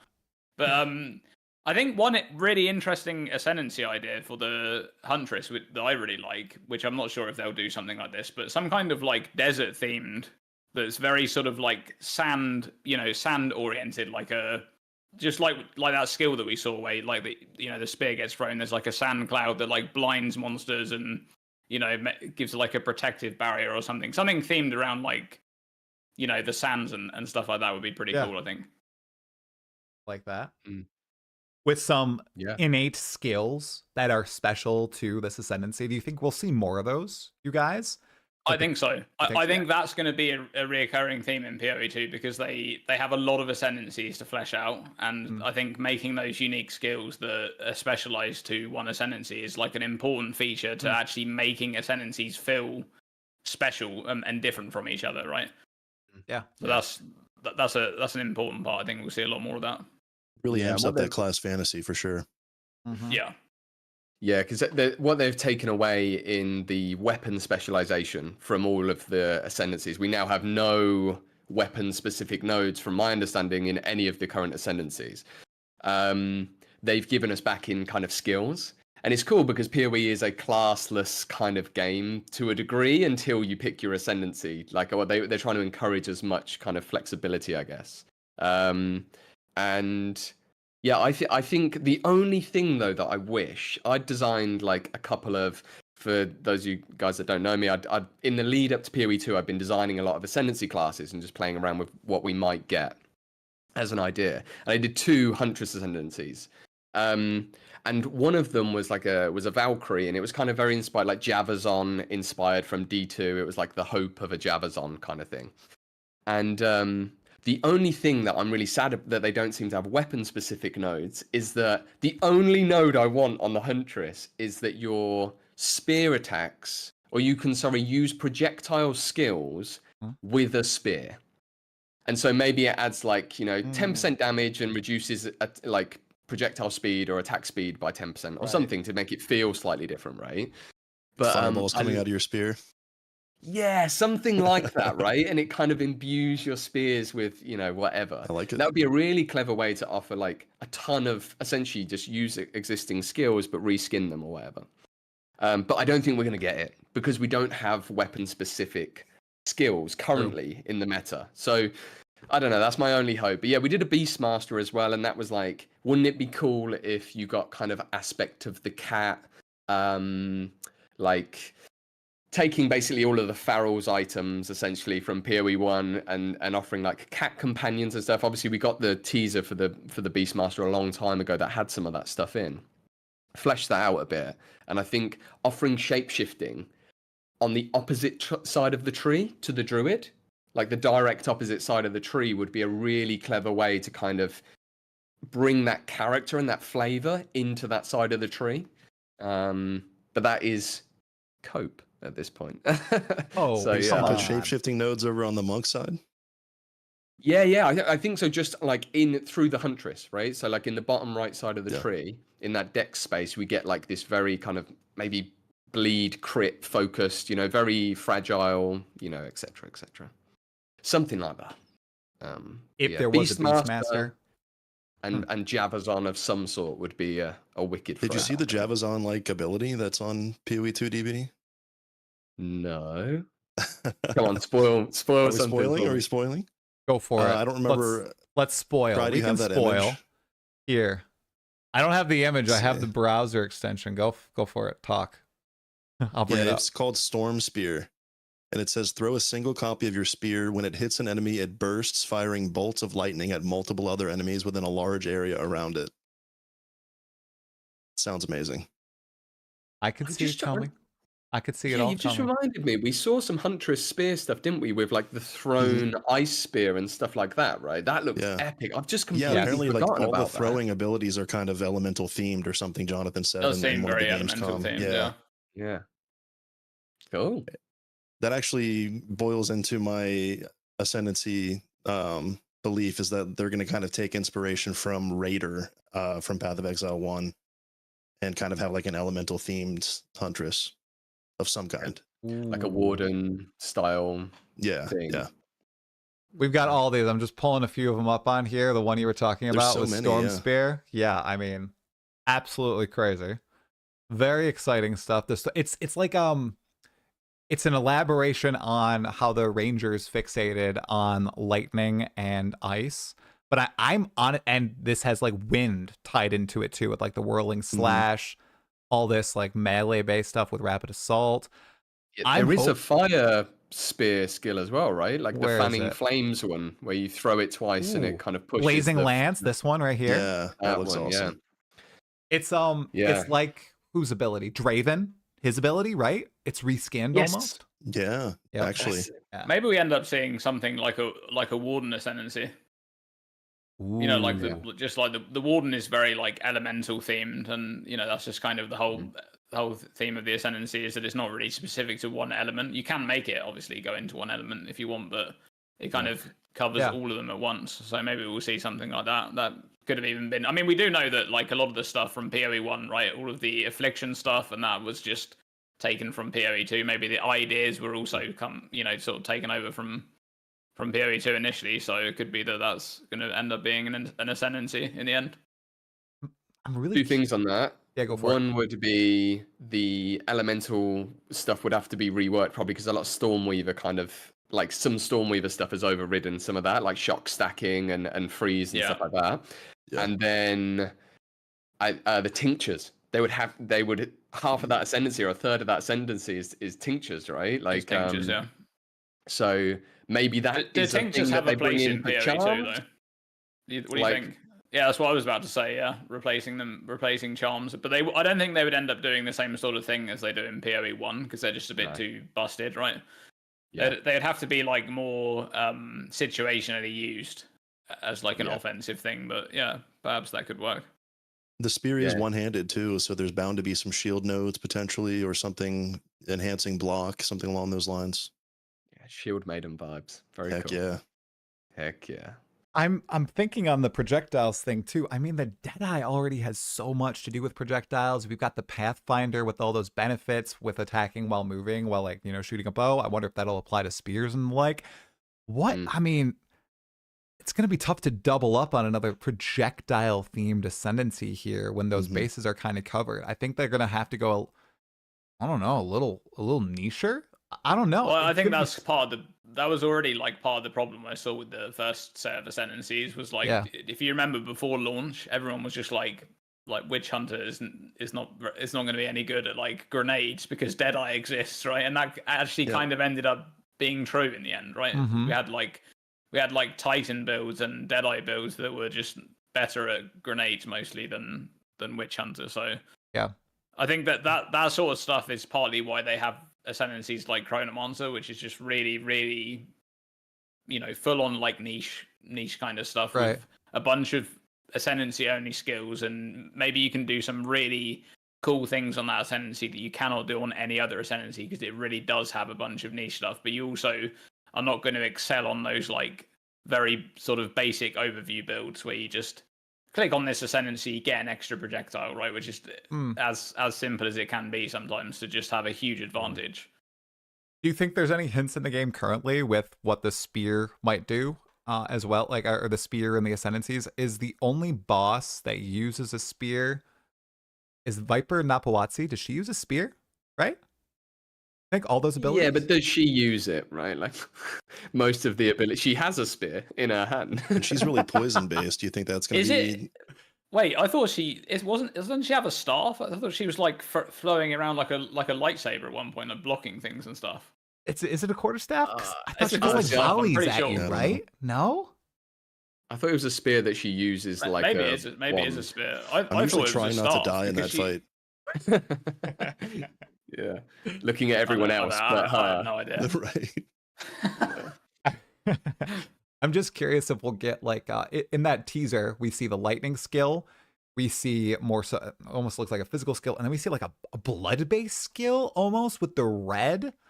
I'm wondering if we'll get some different archetypes in the game that like slams that are lightning or slams that are, don't have freaking 1.5 second charge ups and the like. Because a lot of those skills, they didn't look like your typical, okay, I'm chucking the spear or I'm jabbing you.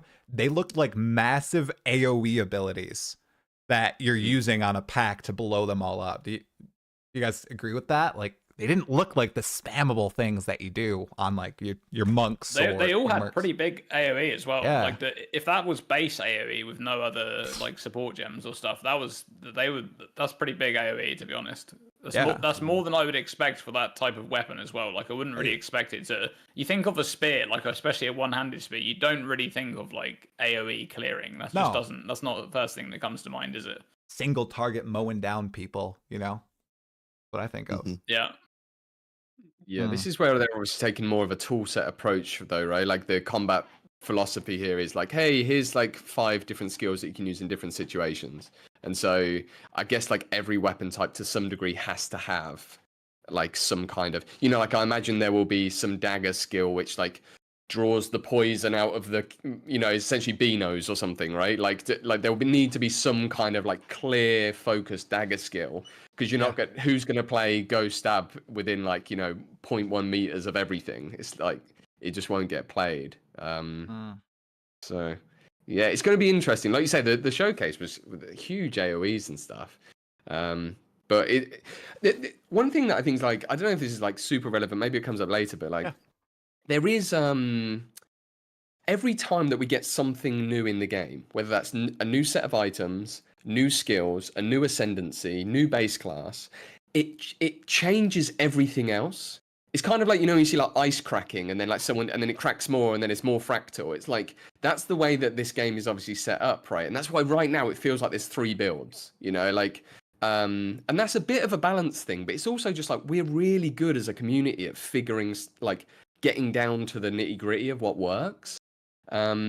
And it's going to be really interesting because you add like one ascendancy, now all of a sudden you're like, but that mace skill will work with that, and then whatever on the huntress or whatever it is. So it's gonna eventually, we will get to a point where you'll have more options than you know what to do with. But right now it felt like you just went, cool, I like monk and it does one thing, or like I like spells, here you go. Yeah, and the game's so young that everyone was trying to attribute the weapon that was specific to that class starting out.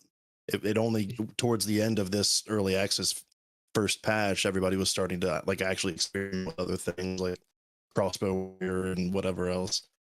Yeah, that's true. Sure. Gav, you are breaking up just a little bit there. Your connection might be a little funky. Oh no, it's definitely going to be a 2-handed spear. It happened. We're going to keep going. We're going to stall for you, man. Spears. Let's detach ourselves from our copium devices. Huntress is the only new class. Spears are the only new weapon. Oh, I don't like putting that out into the universe. You guys planning on starting with that? You want to try out like a spear build or the Huntress, or do you guys think you'll stick to something that already exists in the game and might change radically due to balance?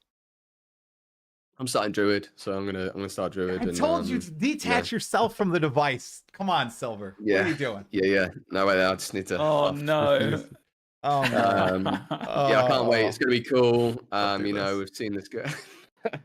No, I want to play poison build. There's something that was so satisfying about playing Plague Finger when Plague Finger got the buff as well to poison hit chance. That actually helped a lot.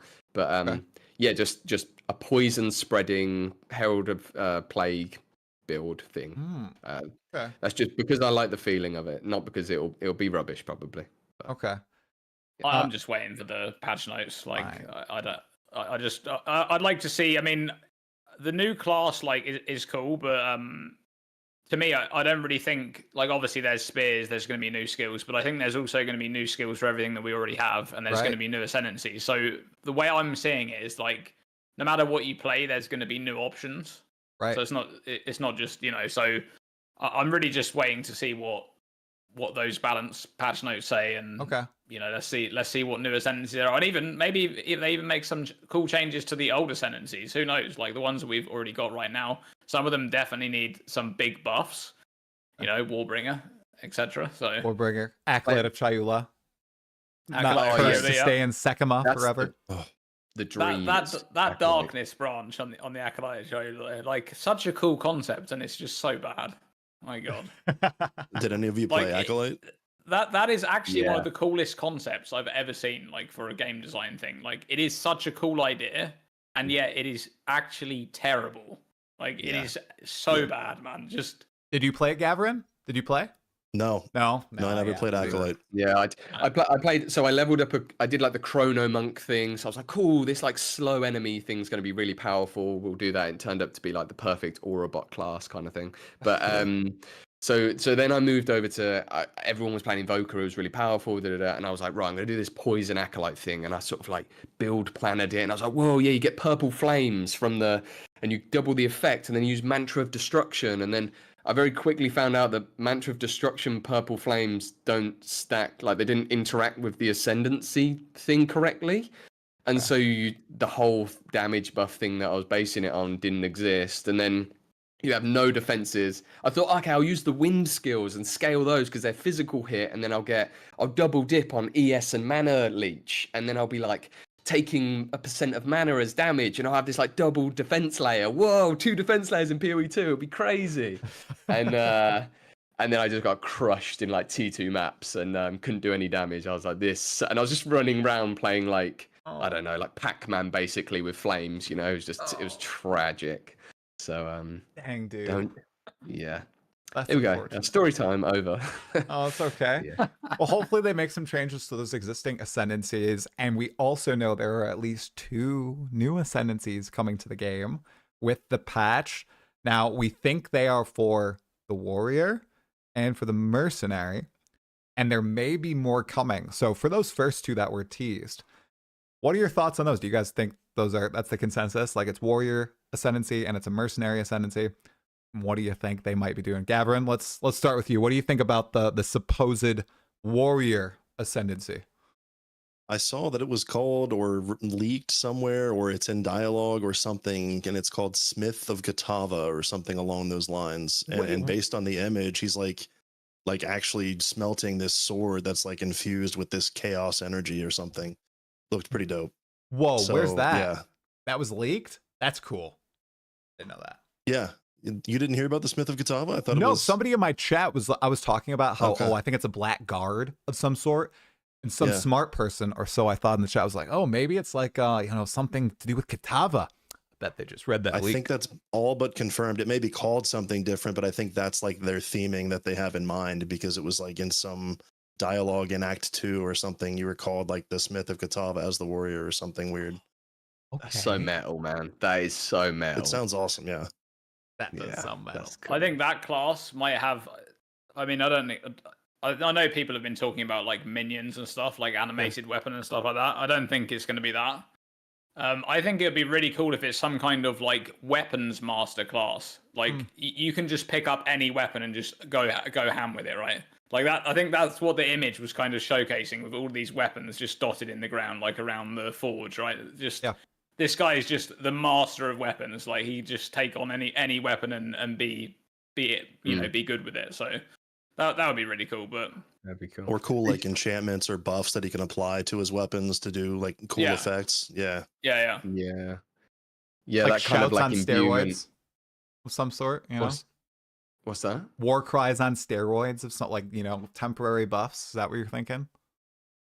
Either that or like I'm an X-WoW player, so Death Knight comes to mind with their actual like rune forging of their weapons, where it either gives you like stats or on hit it has like a special effect or something like that.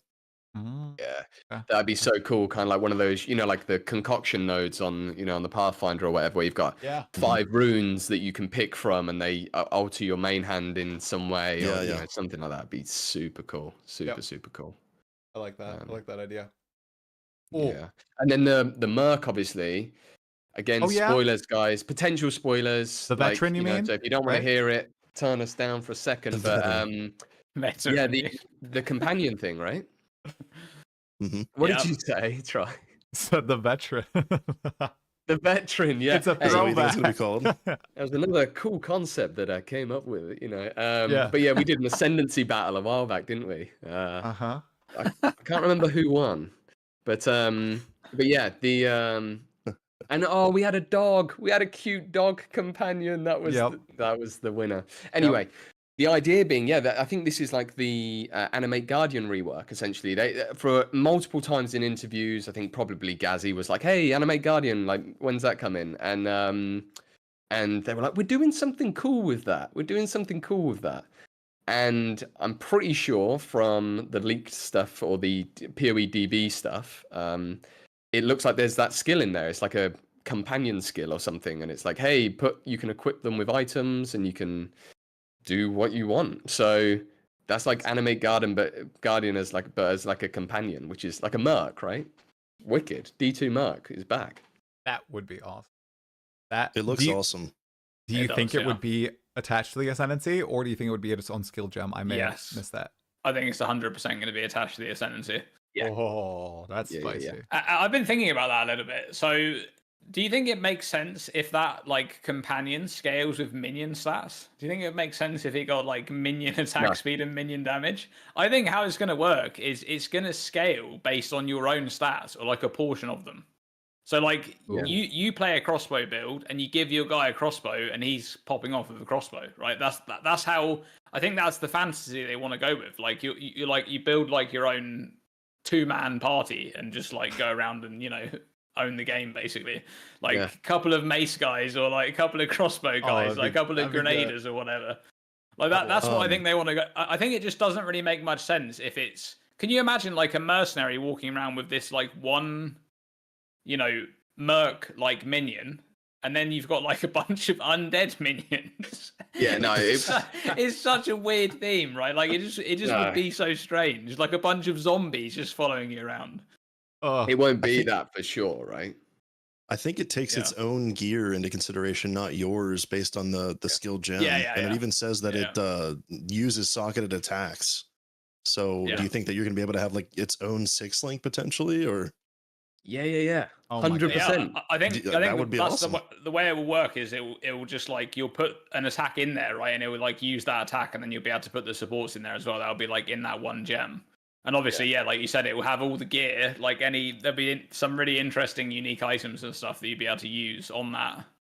The newly revealed helmet that everyone in your presence is considered low life. Just equip that on your companion. Strong. There you go, man. Yeah. You're going to get like a new dancing dervish kind of style things going on where people figure it out. And we have this saying like all the gear, no idea, right? Like in the UK, it's like for anyone that, buys all the tools for something and has no idea how to do it, right?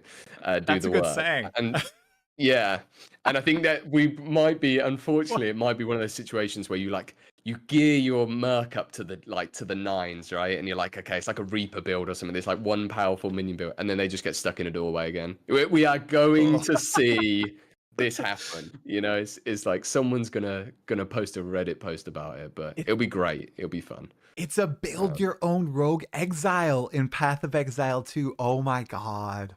Yeah. What it is. That's interesting. Yeah. Okay. Well, I'm holding you all to this. If it's not attached to the mercenary and it's just everybody gets it, do you think this will be a widely used gem for those abuse cases? Kind of like what Gavryn was saying with the deepest tower. You literally attach this. It is 100 spirit, I think. Is there 100 spirit on like the leaked skill? That's a 100 spirit. That's a lot. That's a good chunk, right?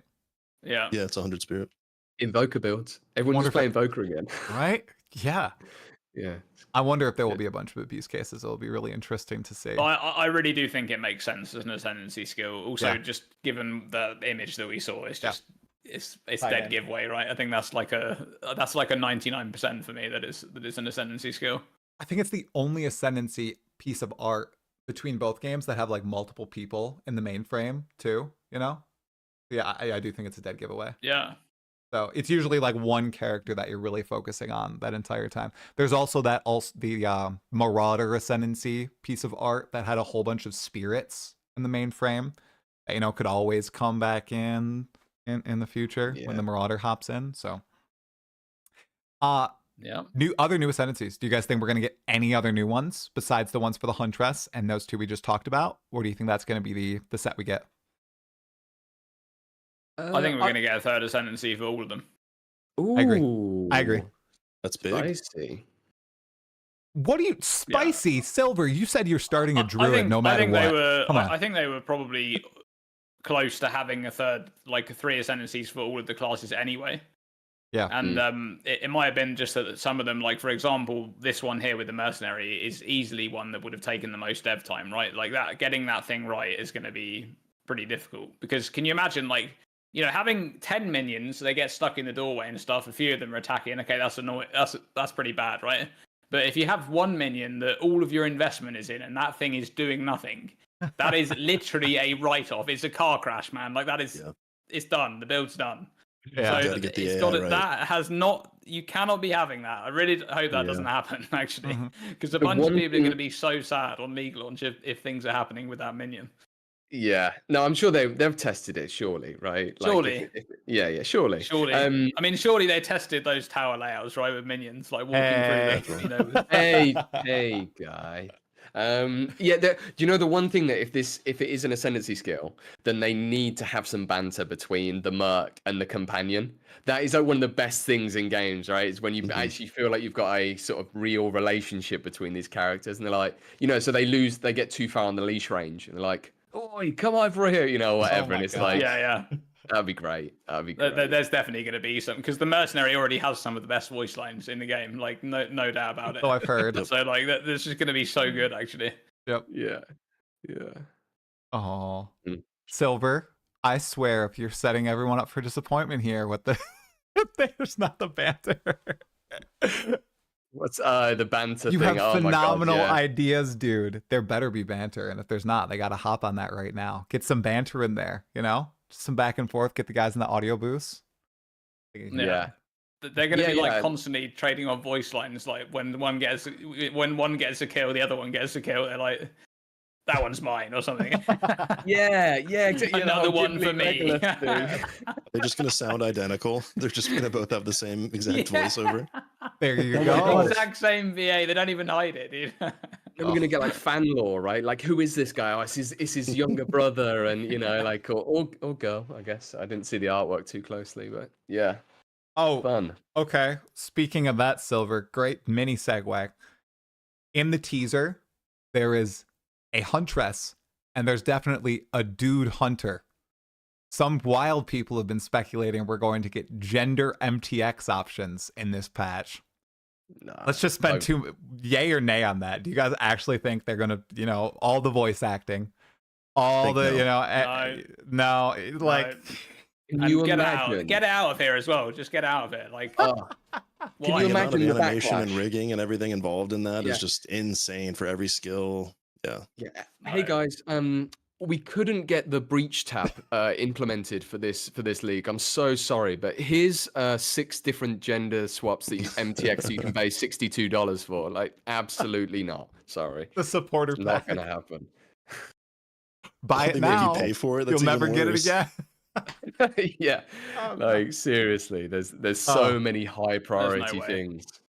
Okay, speaking of things that are totally going to happen, end game adjustments. That's totally going to happen, right, guys? Okay, so it's a really wide-reaching topic here. And I feel like it's been beat to death over the past 3 months because this is where everybody got kind of stuck in the loop and they really wanted more. I want to throw out a crackpot theory. I want to hear the discussion on it. So 1 month ago yesterday, Grinding Gear Games released their new and improved tower system for Path of Exile 2. Okay, they said, hey guys, look what we're doing with towers. You guys are gonna love this, right? Look, you now have to complete these like maps. You can juice them like maps. Look, awesome. And the backlash was substantial. You know, we had big content creators commenting on the YouTube video about how poorly designed this was, tweets about it, Reddit threads, and it has stayed in the discourse for the past month or so. Here's my crackpot theory. They saw all that backlash. They thought, oh my God, we're going to have to completely reformat how we're doing the endgame system because everything we were going to design is based on these towers. We have to push the launch a few weeks because we're redoing that system entirely. And that's the reason it clashed with last Epoch, because I think their initial date was March 21st, right? They started teasing on February 19th, a whole bunch of new teasers. They usually do it 3 to 4 weeks before. This is a Surgog a partial theory. And I think they realized, oh my God, they hate what we're doing here. We need to shift gears entirely. And that's why the delay happened. So I think towers are going to be reworked entirely in this patch. And they're going to look nothing like what we last saw on the 25th of February. What do you guys think? Copium? That's some giga copium. Holy shit. That is just... I just don't think... No? They would need... Not only would they would need the concepts, right, as well. They would need all this stuff in place. Like, and also... And just like that, to like shift it at a moment's notice. Like, it's... I don't know. That's... Do you think they're willing to sacrifice? Also, I would love if you were right about them, like being able to shift their focus and then add those extra few weeks on and delay, right? And that was the reason for the delay. But from everything we've seen so far with PoE2, everything is delayed, right? True. Like everything is delayed and anytime a date or something is announced, it's going to end up being longer than that. So you know. Like, there's nothing to suggest that, like, one thing would just delay it when I just think they're already delayed on pretty much everything. So it just makes sense. We're going to be a 1.0 in another planning. 2 months or so, like Jonathan said. No. Yeah, of course. Yeah. Just believe. Look, yeah, we're going to get Marauder and the Shadow next week. It's going to be good. Okay. Right on track? No. Gav, I'm curious what your thoughts are on this tower situation. Yeah, I think an easy solution. Do you think that they're willing to sacrifice the layouts that they've spent time developing and just allow us to slot in a precursor tablet when we reach them? Like, that's my copium. Like that's a big one because it extends further than the towers. It's also the maps, right? Like some of the maps layouts are just like, and I do think there has been a lot of things in the community. I've been watching a lot of community outrage, like in the past, month or and a half or whatever, about the state of the game. And one of those things that keeps coming up is like, are they a bit like overcommitted on time investment? And is it a bit of like sunk cost fallacy going on with these map layouts, Right. Like, is it the case that because they've invested so much time to make all of those campaign areas that, by the way, are really, really cool the one time you do them in the campaign, like you never once feel like, oh, this is a bad layout in the campaign. You just don't. Because the campaign's actually really good, but notice that you only do that thing once, and it's like, wow, this is actually really good at that time. Mm-hmm. Then when you come back and do that campaign layout like 50 times in the end game, you're like, man, I want to be on any other map layout other than this one. Like this just I can't be doing this, right? So true. Yeah, that is a good question. Like, will they kind of go back on some of those things, because it is. Unlike in PoE1, where they could cut out like a bunch of the bad layouts and they would just have a bunch of good layouts, and they had a lot of them, right? There's a lot of good layouts in PoE1. It's like the bad layouts are like a minimal amount, right? Overall, in like the grand scheme of things. In PoE2, it's the other way around. There's loads of bad layouts and very few good layouts. And you can't choose them. That's exactly. That's like a really big issue, right? We just everyone would run beach for this strat, and like for these cards or whatever it is, right? Like everyone would just do certain things. But there is one funny thought that like came up is the map layouts are more challenging cognitively than most of the content, like than the enemies, right? Like I feel more slowed down and disrupted by leaves and rocks that I can't tell the difference visually between walkable areas or not, versus like a rare, which is a sad state of affairs. Really. I think that's indicative. New endgame pinnacle layout, Matline waterways. Let's go. Log in. Exile. Oh my Imagine the reveal. Pinnacle layouts. Yeah. You've got to pull the levers too. Yeah. Oh. With extra levers in the end game. Extra levers. You thought 17 levers was bad. Oh, well. Oh, God. Okay. So towers miss for now, for a lot of people. Some people like them. I just think the biggest problem with PoE2's endgame is the lack of player agency. I really do. I hate that I am at the mercy of RNG to get mechanics I want to play, like Breach, or I need to guarantee I get the Breach in my next map or the map I want, right? I have to set up this tower thing. Do you also, so I've seen two clashing ideologies here. One of they just don't want to give the agency, right? They just want to go a different direction in PoE 2. And another one I started to see emerge that kind of makes sense is there's not enough content to give agency over yet in Path of Exile 2. So that's why they've gone with this randomness approach. What do you guys think about that? I think they should just give players the agency. I really do. It doesn't need to be a straight copy from PoE 1, but just a little bit more control over your destiny, where you are more consistently encountering these cool things in your maps than what we currently have, I think would be. I think that the towers and precursors could be a tool that allows player agency, like literally allow the precursors to buff all of the maps within the radius. Why is it 7 or 5 or whatever? And allow you to actually go into a map within a completed tower's radius, whether it's connected or not, because you've discovered that area now or something along those lines. So if they're not willing to get rid of towers, I think that, yeah, they need to implement something that gives us that agency. Yes. Yeah. I made like a video on this, and I like went really deep into it. In terms of just like, I think like going back to chance, kind of like you were talking about, try, I think is a really good move. And I love the move that they've made of adding that you can max out all of the trees, and they're these mini league trees that we have. I think that's actually a really good move. And creating a kind of meta progression across like your whole account for that league or whatever. And then I think the way to then limit it, if you can have 100% chance, is you just then can only have certain number of these trees active at once. And you can do like pinnacle content to increase the number of trees. That was like the core idea, right?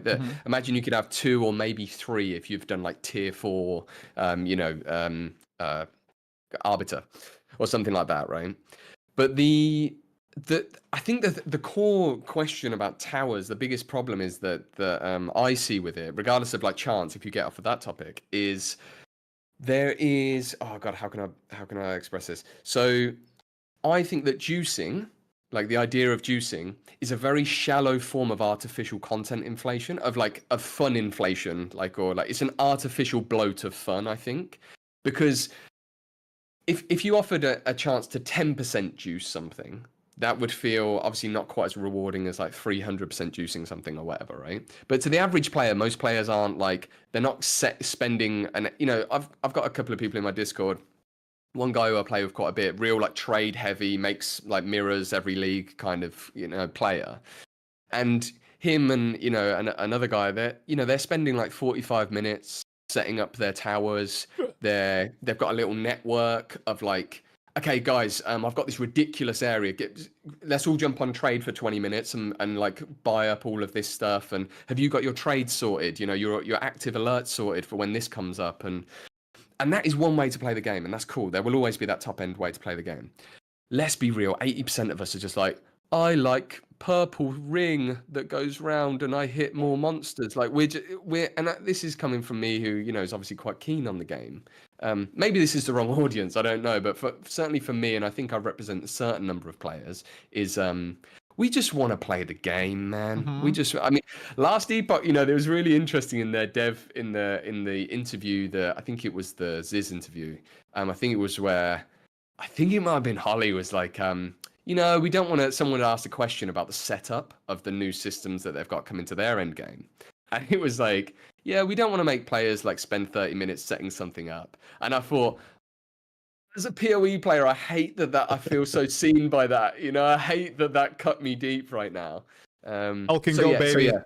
Elkin go. Elkin go. That's the thing. This is the way, right? This is the way for me.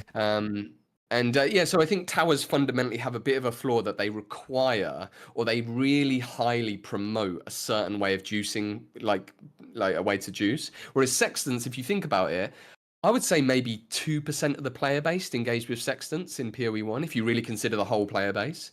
Maybe 10% of the end game player base that lasted more than a week in the league. And so, like, it was always meant for those people.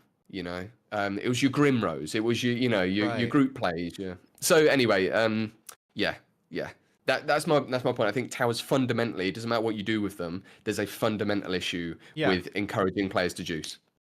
Yep. Yeah, you don't have to clear a map to click a scarab or click a sextant or anything like that. You use the currency that you're given. So it's an added it's added tedium to actually run that tower map. And you just have the base chance to experience this stuff, which is why I totally agree with Sylver on, you know, just being able to hop into a map and have that wild experience of, oh my gosh, this thing spawned and I got an abyss and I have a betrayal and oh my goodness, there's a breach too. And it's a twinned map of all these cool random things that I think can still occur in Path of Exile 2 with the content set now are locked behind, okay, your map just randomly spawns with the elements, or you got to work to get those elements, and it's constant. It's with bosses, and it's with every league mechanic in the game that feels good to interact with, because I don't know about you guys, but essences, they feel weaker than rares. I just pop them super fast, even if they're mega juiced, and strong boxes,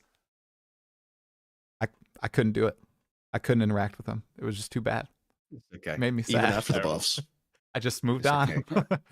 So bad, yeah. Yeah, towers are just bad. I'm sorry, they're just terrible.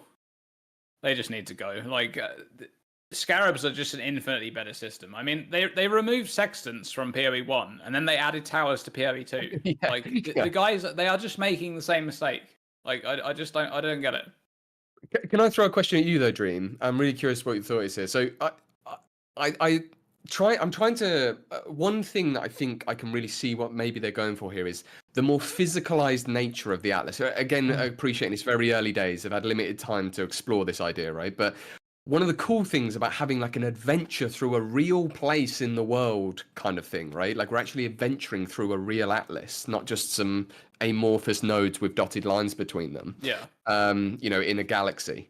This is a real place apparently. And so one suggestion I made was like, well, what if the towers allowed you to teleport to other towers, and you could, you had this like labyrinth style divine font where you got options of like, hey, you got lucky because you could teleport to the nearest citadel. That's like a rare role or something, right? That's just one idea. But my point being, and my question to you is like, do you think there's any value in like having another, that the towers could be some other gameplay experience that's different? Yeah, of course there's value. Like if you could teleport across the map, then that would be a different mechanic entirely, right? Because right now it's you're juicing your maps. And I mean, if anything, just as something that they could do, like a really quick fix to towers, they could just make it so that towers are a lot rarer. They have a much larger radius. They don't ever overlap, right? They never overlap.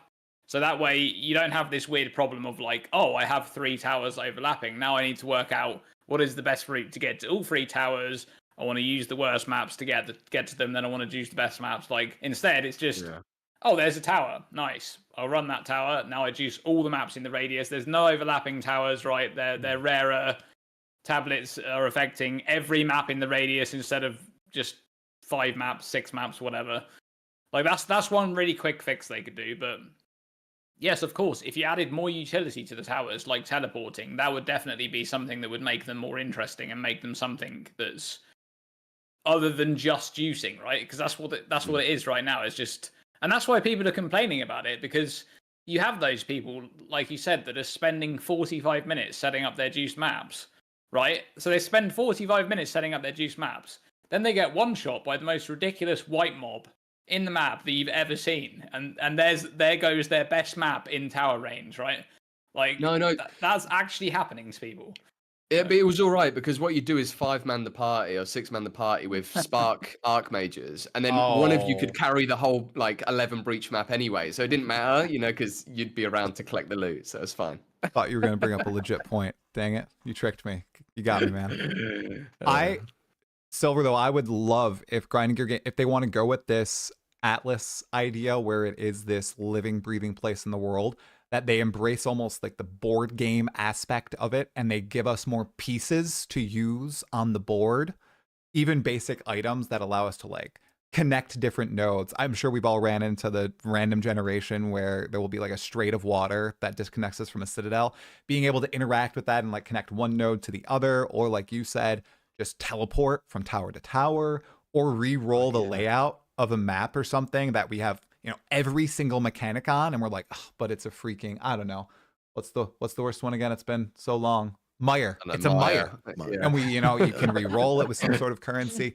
Just more It's in the abilities to, or just more things to use with the Atlas would be cool. I think that would. And that will come, right? That Right, will, like, yeah. you know, one obvious thing is imagining, I'm not saying this will happen, but like something like an example is like imagine incursion and you actually come across temples, like physical temples or like ruins which lead you to a temple. You can see how this system is going to be really work as they expand and add leagues and stuff. Right.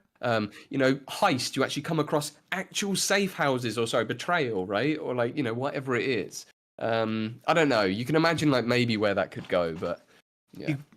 So on that point, do you think it would be interesting? So right now, obviously with Endgame, it's the splinter system as in the past, or we have to find a certain fragment. Do you think it would be interesting to add these encounters that we have to build up to as also random encounters on the Atlas? So you just find a freaking breach stone, like a portal to Zesht, randomly on the. I feel like adding those, like you said, just cool league-based encounters on the map randomly, right, in each of your seeds would be so awesome, and it would encourage that further exploration. It would feel better than just going, like you kind of said, from node to node on the map as we get to the tower. Like, it does get monotonous until you start finding citadels, right?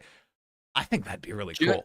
I don't know about Dude, that's balance. a great point. Journeys are full of surprises, right? And the idea that, you know, like as a D&D player, I know you are, and like I am, and I'm sure some of the audience are. It's like, you know, you go between your town and the nearest city, and then, oh, you roll dice and see, oh, did bandits set upon us tonight or whatever, right? Or like, you know, you're walking out of Leaf Town or whatever it is where you start in Pokemon, and you go through the grass, and you're like, and you're like, what's happening? I don't know, right?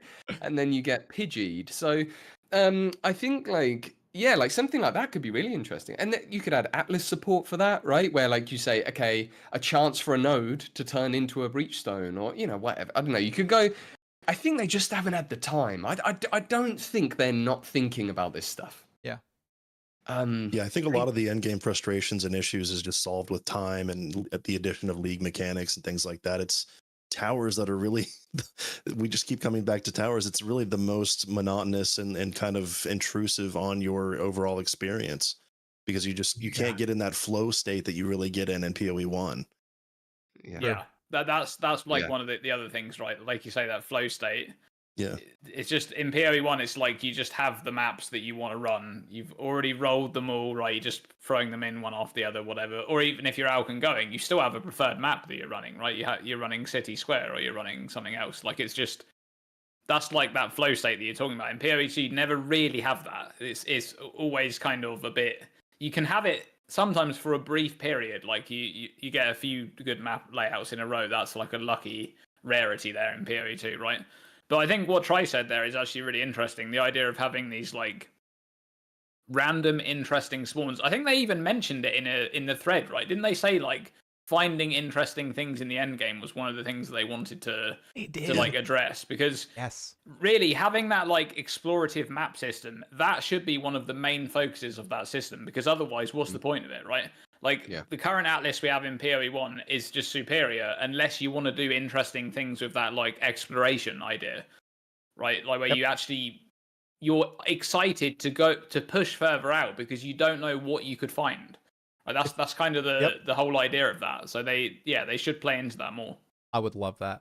And that's what I originally saw it as when we saw the Atlas, and Jonathan talked about it a little bit, where you find all these, you know, unique maps and interesting encounters. And I know they also mentioned like hiding vendor recipe like systems within some of these unique maps.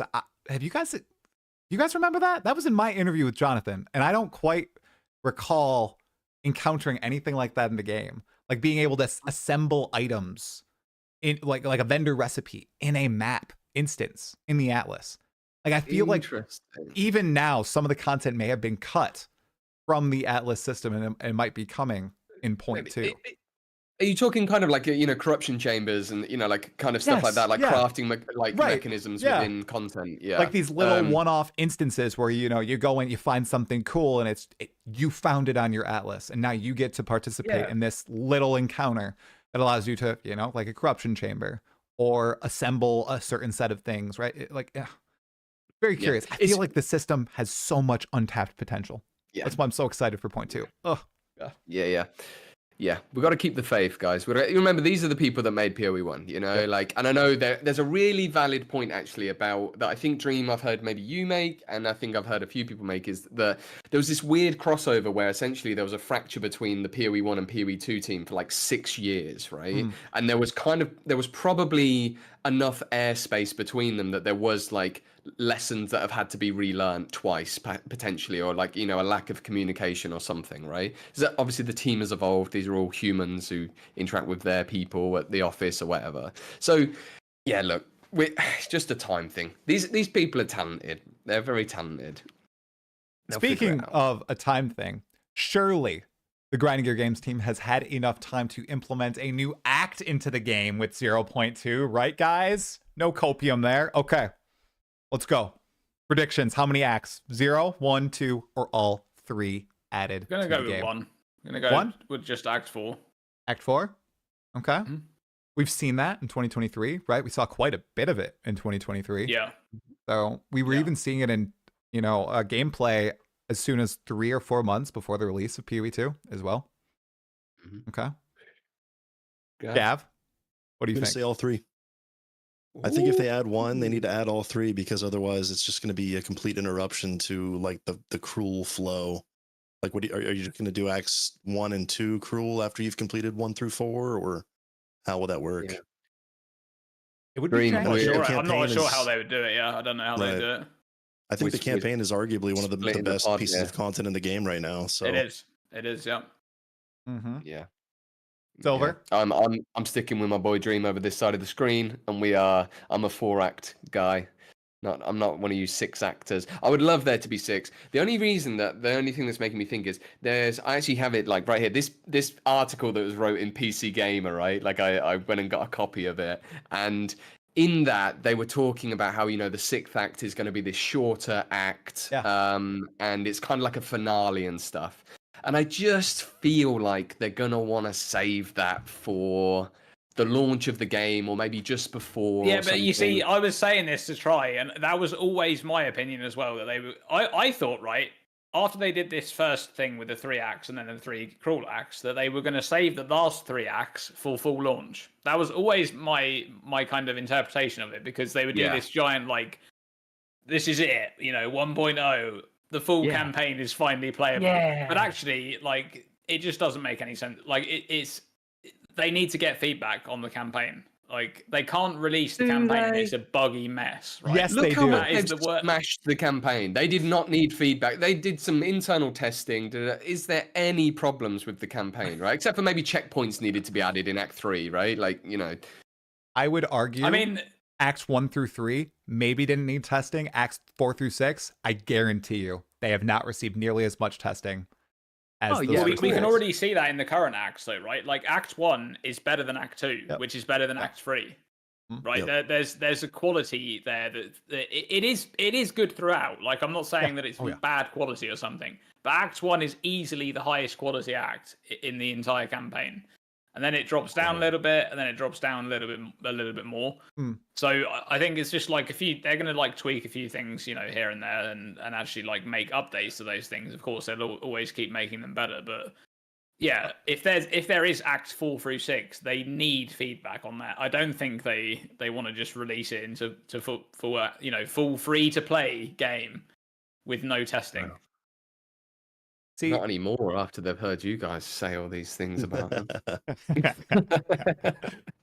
See, if they add Acts 4 through 6, this will be a tremendous trickle-down effect to the end game. Imagine all these bosses, all the new base item types that they'll be able to add instead of having advanced and expert. It's people are complaining a little bit about the end game. This will add a huge amount of content to the end game. I'm just so stout on that fact, and the fact that early access, I think, should be testing the campaign, getting that in, getting all the classes good, and then launching the game and getting on that treadmill of new content to the game. I'm a little sour on the leagues transferring from PoE1 to PoE2. I don't think they hit the mark on reimagining them as they pitched, and I thought they would. And it's more so copy paste or copy or just cut and then lose some pieces of what made those leagues special in PoE 1. I don't know if they should do this whole backfill thing that they were planning on doing. I don't know if they're still planning on doing it, but I think the sooner the campaign's in a good place, they can launch the game, get both PoE 1 and PoE 2 into a good league cycle with new content coming to PoE 2 and not rehashed content from PoE 1, the better. And then they can build on that end game. And then they can make all those structural changes. And, one league, they have towers, in the next league, they throw it out, and we get something crazy like we used to get in Path of Exile 1 with those endgame expansions. I think that'll make, or that's a better place for the game to be in. But I know a lot of people really want endgame improvements fast. And I'm also curious on the whole, balance side they're going to swing to. If they're going to swing to point 2 is the endgame patch. They go all out on revamping the endgame, and they ignore the campaign and leave it in the state it's in, because that's also a possibility. Acts 1 through 3, and then Cruel, and then they made a whole bunch of endgame changes in addition to the skills they're adding. What do you guys think about that? I think that approach would be the most well received with the veteran player base. Probably. I agree. But there's also the case where if you don't add new campaign, like new acts to the campaign, there's a very real possibility that a large portion of players do not come back until the full release or whenever those campaign acts get added. Because there's going to be a lot of people, you got to remember that PoE 2 would have attracted a different kind of player, a player that just plays through the campaign. Maybe they do a few maps at endgame, they're done, right? They're not going to log in again. They're not going to roll another character or anything like that. They just wanted to experience the campaign, and they're not going to come back if the campaign is the same, right? They want to come back for that full campaign completion, and they may not ever log in. There might not be the type of player that comes back for league releases and stuff like that, right? So there's kind of advantages for them doing both sides of that. If they release the whole campaign, they probably will have more people logging in on day one of the patch, realistically. Mm-hmm. But if they leave the campaign and focus on the end game, they may have more longevity in that patch. Yeah. Right? So it's I don't know. Yeah. It's a bit of they might just go for a bit of each approach, which is kind of what I think they're doing. I think they're going to do Act 4, and they're going to do some addressing the end game as well. Yeah. I think that's fair. They're going to do a bit of all, aren't they? Realistically, they're famous for having it makes sense 10 things that, every league needs, right? And it's something for every kind of player or whatever, right? But yeah, I think there's a really good point you're making. That is, and I lean on the side of that kind of consideration for the getting more new players into the game with campaign stuff, because just strategically, I guess game theory, I don't know however you want to boil this down, but it's we are gonna turn up for 1.0 anyway. The game could be tragically bad at endgame. We might get 2 weeks out of it and moan and jump on Reddit, and everyone's making drama content about the game. It's hey, it's an early act, and then everyone comes out of this expectation haze that I fell into. Massive, I spent a year hyping myself up for a game that was arguably much worse than PoE 1 in many ways in terms of the actual play experience of it. So I let myself down. I think we all come out of that crazy fever of PoE 2 hype, and then we remembered that it's called PoE 2 Early Access. And I know people keep making this point, but it's such a point worth making, especially from us content creators. It's hey, this is just a test. We're testing the game. If you're bored of it, you're bored of it. It's going to be amazing eventually. I don't know if you played PoE 1 beta. It was lame. It was cool. It was exciting. It was new. It was interesting. It was this growing studio. It was, Crip was gassing everyone up about it. It was a really cool time, but the game was bad. The game was not great, and I think it just needs time to develop. So anyway, I had to make that point at some point in the podcast. And now I will be quiet. No, you're totally right, man. Here, the most positive hype man is gonna come and fight you on it. Because yes, we can all remember it's in early access and it's supposed to be broken game. Lots of stuff's supposed to be fixed. GGG is acting like it's a full release game, honestly. Yeah, look what the hell's coming up tomorrow. Path of Exile 2. Not early access. Not a Path of Exile 2, Path of Exile 2. Dawn of the Hunt. No, got a cool cinematic coming in. Oh, look at Hunter buzzing everybody up about teasers, even more so than with Path of Exile 1 League launches. Like, I totally feel you, and I know we can constantly say it's in early access, but they are 100% treating it like it is a launched game. There's going to be supporter packs, Sylver. I'm telling you, there's going to be supporter packs tomorrow, and that's why I don't feel as bad being as, like, I don't know, as negative, right? I used to be super positive, but I feel like pushing back a little bit more on this because they are treating it like a full game. So I do understand people who see it as full game too. Go for it. The game's got to be patched. Like they can't be leaving the game in the state that it's been in for just months and months with like no communication. Come on, like when there's something that's just ridiculously broken, just come in there and just smash us. Just balance it. Smash us, GGG. Come on, like do it. Yeah, that's what I'm saying. Like that's why I was expecting, like I said to you before, you know, in that interview, I was expecting Mark to just be like, "You guys are ridiculously OP in the end game. Like it's obvious. Everything's getting wrecked. Bosses are dying in one shot. This is not our vision." That's what I wanted him to say. Like this is not what we set out to achieve. Like, and in 0.2, we're going to fix it. And then after 0.2, we are going to balance the game regularly. That's going to be our focus. We're going to fix anything that needs to be fixed. And that's, you know, that's what you need to expect going into an early access game. And I think most people understand that if they're playing a ridiculously overpowered build, right? We're talking like some of the Jung Roan builds, okay? That were borderline bug abuse, like ridiculously OP builds. You are going to get nerfed, right? You are in nerf territory. You are taking that risk.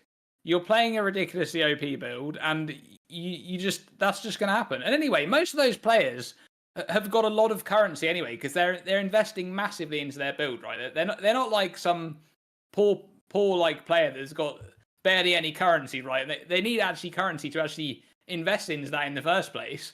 So realistically, it's not affecting them a huge amount anyway.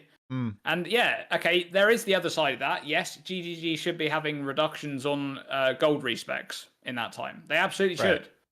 Like, and also do it the right way. Say, here you go, guys. Here's a gold respec. You can even have it on a little bit of information text there that comes up. Temporary 50% reduction or temporary 70% reduction in gold respecking during early access because we're going to be patching the game a lot. Easy that. Like it's so simple, and everyone expects them to do it, yet they're not doing it. It just needs to be communicated well. Like that's the thing. Yeah. And I think that honestly adds weight to the acts 4 through 6 theory, because this could be like their onboarding is absolutely phenomenal. Like that's one thing. Hats off. Wow, you guys are getting tons of players into the game. Sure. So much more accessible. That's great. So this could be their actual goal is to have this one major patch, 0.2, Dawn of the Hunt, and get all of these players back with the campaign 4 through 6. So we'll have all 6 acts. And then from there on, they could shift their balance and design philosophy to that weekly or bi-weekly schedule. I hope so. I sincerely hope so too. Yeah. I mean, maybe you're right. Maybe they needed that time to like do this really big shift because this is obviously the first time that they've been able to do this kind of maybe they felt like they wouldn't be able to do the changes justice in that way. You know, they kind of need almost like a full reset to be able to do it properly. Like it is very possible that's the case because this is the first time that they've had a proper like reaction to those things, right? It's like before it was like, here's something that was broken. Okay, we got to fix that. And then like 2 days later, here's another broken thing. Okay, we got to fix that. Yeah. Whereas over time, like especially over the Christmas break, they probably come. I mean, Jonathan probably came back from Christmas break and he's like, "What is this shit?" Like he's watching he's watching Waggle, right? I remember Waggle was like one of the first people I saw with like the Pillar of the Cage God build. And he's just watching Waggle like click one button, the whole screen is just fucking exploding all over the place. It's like he's probably like, I can't believe this shit, right? What is happening? Guys. So it might have just been the case that he's just like, guys, like we gotta, you know, this is not working. Like, we need a massive patch to fix this. Rutu was like actively taunting them like with some of his builds, like I'm one-shotting these bosses, Jonathan, come and nerf me, kind of like a Home Alone, like come and get me. Yeah, like the Vine Arrow build or something, where he's just like doing one mace strike, like, and just deleting a boss. It's just ridiculous. But yeah, like again, like all those things are just crying, like over watching Christmas, like the all blood adding drain out together. of his face as like he just sees Yeah. these highlight reels, Yeah. like, and then the flashbacks of like 25 interviews, like meaningful combat is the one thing I really wanted to change, and just hearing that echoing through his mind as he watches this happen. Oh man. Yeah, I regret to announce that my father has a full Pillage of the Caged God set up, and he is one-shotting everything in the game. 60-year-old guy, he's just disgraceful. Like, pop, and I'm like, this is ridiculous. You should not be able to do this. He's like, no, I shouldn't, but I am. He's just blasting How's he everything. dealt with you not speaking to him and stuff? You know, Yeah. sort of like, you know, disowning him. His character's way better than my character. I'll tell you that. Yeah. Oh my. Okay. Man. Wow. That okay. Axe. We were talking about Axe. Okay. The other big thing. All right. Sylver, we're gonna start with you because you're starting him. Okay. New class, and will it be the druid? Are we thinking this is happening, and this is just the big reveal day thing that they're gonna blast across the interwebs once it releases? I don't think this is such a crazy one. Like I'm trying not to like excite myself too much. I don't think this is too crazy because and the argument actually I think Sir Gog made pretty well, and a few other people have made, is like, if you just look at the release cadence that they would have to achieve if they release one class every 4 months, you know, I know this isn't an indicative pattern. It's not necessary. They could release another one in a month's time or whatever, right? Unlikely, but I just think they probably need to do like at least 2 at a time so that we get to like, you know, so they can test them out, flesh them out. They're probably going to want another full 3 to 4 month league where they're all in the game. So that's another 3 to 4 months, you know. So I think it's in their interest to just chuck them out. Even if, you know, look at a lot of the classes that we've got on early access launch, super bare bones. You've got like 2-3 archetypes within that class that are kind of like fleshed out and playable. If you look at like the monk wind stuff, that's basically a non-starter. There's a lot of things like that going on. So yeah, I think druid's not a ridiculous take. Agree. Hard agree. It's coming. Bear form, wolf form, and what's the other form? Vulture? Quadrilla, obviously. Quadrilla. I mean, don't give me hope, bro. I know. Throw a form and you can ride the druid. Oh. Multiplayer. Ride the druid. That's the name of the ascendancy. Ride the druid.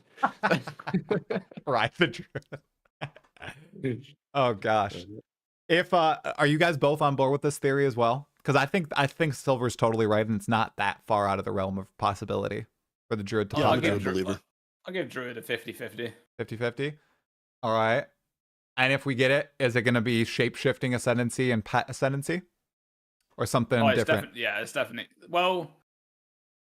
Or maybe more like elemental focus, like elemental magic, shaman, you know? Style thing. Yeah, I think I think Sylver might be onto something there. I think they could be doing some like totem type of themed ascendancy for the druid. Like, I do think the Templar's going to have that kind of thing going as well, but it might be that they might want to make totems a bit more interesting in PoE too, you know, like especially the spell totems. They might want to.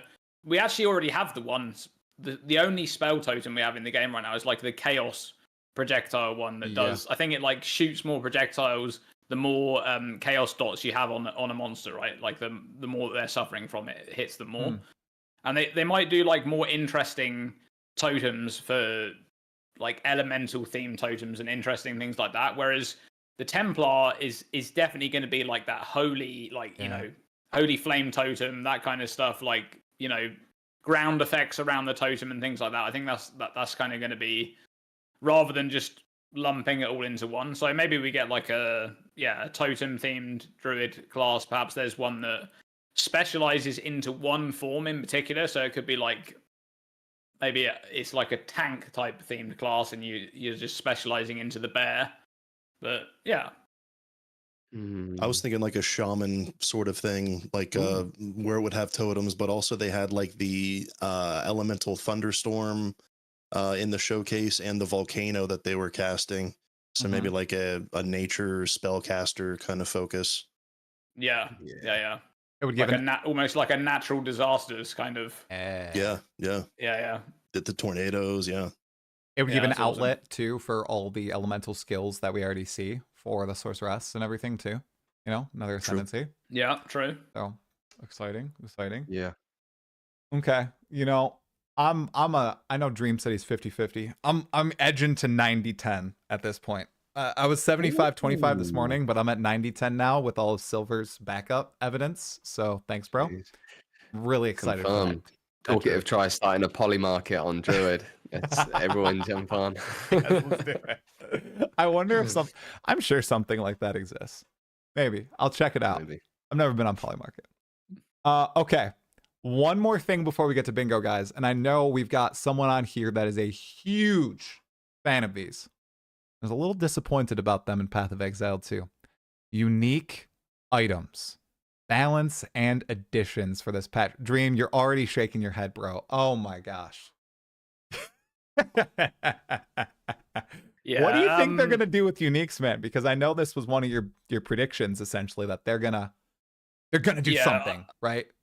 I think they've got to go back to the drawing board on some of these uniques. Like we can't have like all of the uniques in the game be leveling uniques, which is, you know, we have some of those ridiculous uniques at the end game right now that, you know, like the Hand of Wisdom and Action and, you know, the ingenuity and whatever else. Like those things are obviously completely ridiculous.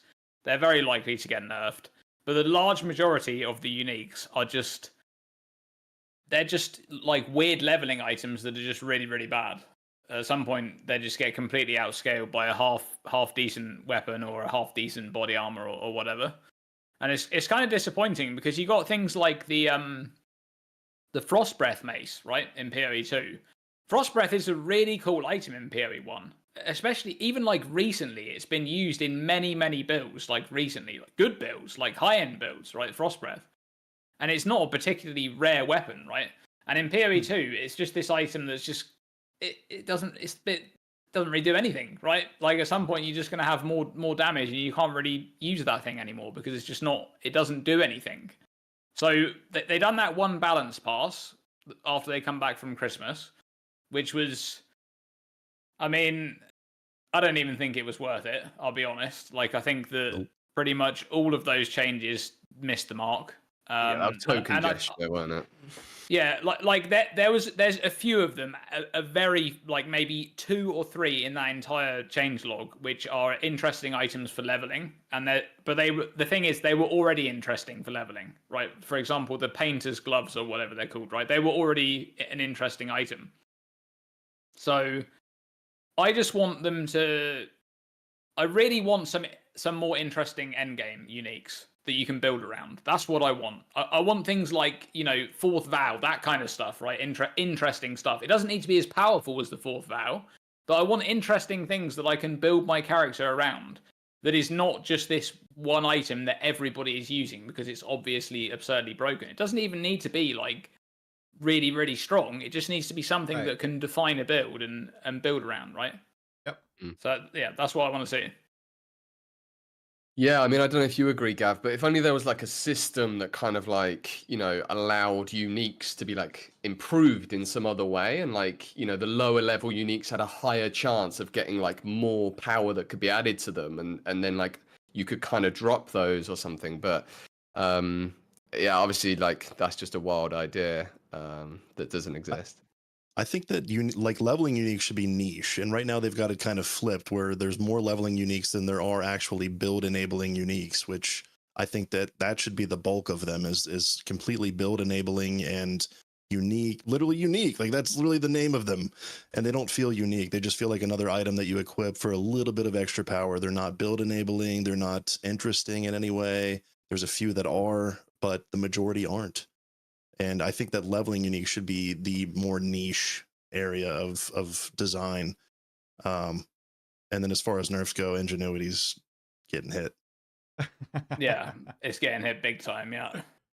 Yeah, well, hands as well is going, right? Like Hoa's going probably, south, yeah. Surely. Yeah. Either that or stat stacking in general. Yeah. Thing is, stat stacking can be so fun. It's like such a cool way to build. Like it's just when is it's I Is it though? personally I think mean, it's look, really cool to offer like a sort of more single stat vertical for like players that just want a more simple like way to play. It just shouldn't be the most powerful way to play. The simplest way shouldn't be, you know.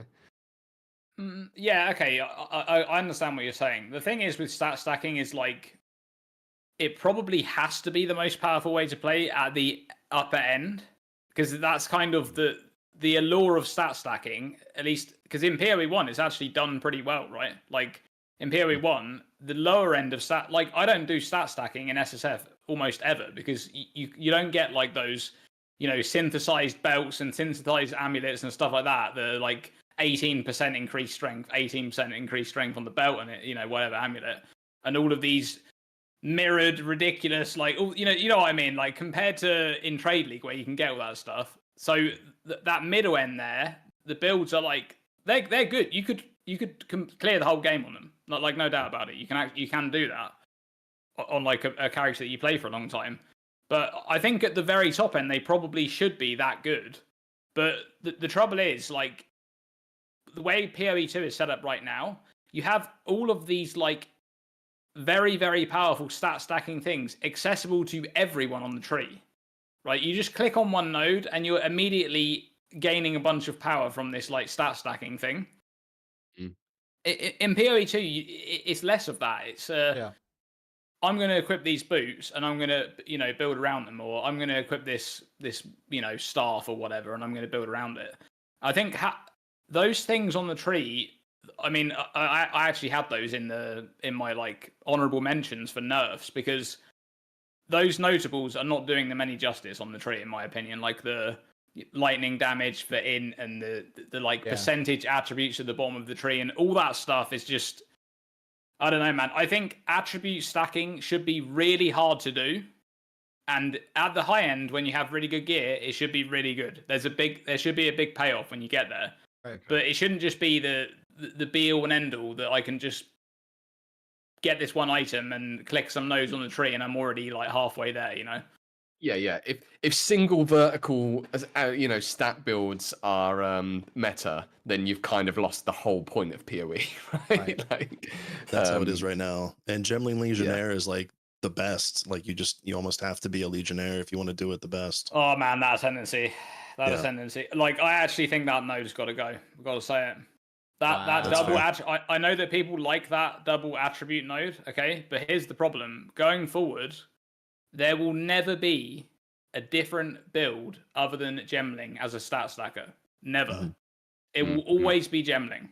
Yeah. So, and also Gemling has like a really cool design, right? It's all about gems. Here's some gem levels. Here's some gem quality. My favorite node on that ascendancy is the one that lets you equip gems of an attribute, right, based on your highest attribute. So if you have like highest dex, you can equip an int gem with that amount of dex, right? That is such a cool concept. Then you just randomly have this double attribute node that like it doesn't really fit. I know what they were going for there with that, right? Because it's like you need attributes to equip, you know, to equip the gear.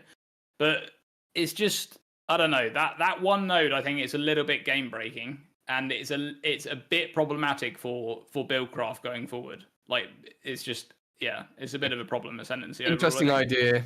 Didn't pan out, probably, is one of those, right? I imagine they must have loads of these where they're like, hey, that was a cool idea.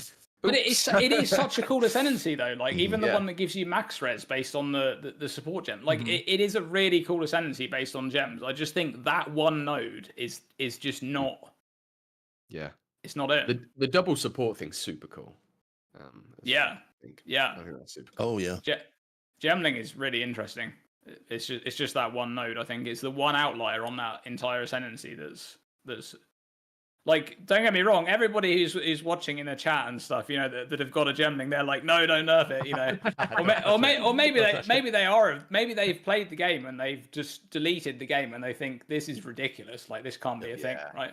I hope that's the opinion they have, because that's, you know, I think that's how it should be. That node's ridiculous. Okay, so very spicy prediction on Gemling getting gutted. Probably going to happen. We'll have to see. I have this screen right here that I'm about to swap to. that was designed by not yours truly, ours truly, Sylver XYZ. Okay, we're about to all get really tiny, honey, you guys. ours truly. That sounds like we're married. Sylver designed this excellent bingo card that we're going to fill out live on stream here. And here's how it's going to work. How is it going to work, guys? We're going to start from the left-hand corner, go down, and just do row, row, row, row, row. That work? Yeah, the idea was, how would you do a competitive bingo, right? Yeah. So like, so you get points. So obviously, Try is going to be the judicator and decide if it's acceptable. So you go most likely on the left. We'll go top to bottom, and then we'll snake back up, bottom to top, top to bottom, and yeah, we'll try and go from like most likely to be in to least likely. Okay, and first come, first serve. So I get to I will be at the severe disadvantage for the last one because I'm gonna down, up, down, up, down. No, so Sylver's gonna have the hardest, prediction at the very end there. Yeah. It's like, so I get to go first. So I am looking at the most likely thing to happen here. Okay. All right. Yep. That hasn't already Easy been one. revealed. Okay, that's a key. So Easy I can't one. say Huntress. Yeah. Yeah. Let's see. Come on. Crap. That's actually really hard. What the hell is the most likely thing to happen? I don't even know, you guys. You can defer to This guy's Dream. not prepared, dude. He is not prepared. He's not prepared. Oh shoot, I am not prepared. You know what? Here you go. So I'm gonna have to add a source every time I do this. So that's okay. I'll delete it all after. Oh, that's wild. That's fine. Okay, so my first one, you guys, it's gonna be spicy. I am this confident. Druid, maybe? I don't know. Whoa, it's a Oh, one you were pointer. 90-10. I don't know. Do I want to do that? Shoot. I'm not prepared. That is wild on most likely. That is wild. No. Okay. Let's see. Okay. I'm gonna steal it. Grim Feast, nerf. Boom. Taken. Solid. All right. There you go. I'll be boring. Easy. All right, Dream. What's your first one? Einhar. No way. Whoa. Are you? You're That's saying most Dream? likely. Get out of here, you. Yeah. No I think way. Einhar is extremely likely. Just look at the logo, dude. Like it's literally Einhar's, like, that thing in Act 2, in Act 1 where you like go through the Einhar's like little what's it, the crowbell, right? Yeah, when you the kill the crowbell. crowbell. Mhm. You Environment. go through the little like fence that's like with the Einhar logo and stuff. It's literally it's Einhar. Like that is just No it way. is what it is, guys. Okay, Man, It's you Einhar. deserve to win. Already, you deserve to win this with these kind of strong takes. Yeah, I'm a fan. He's I definitely can't gonna be in believe the this. game, though. It 1 was point already- Einhar.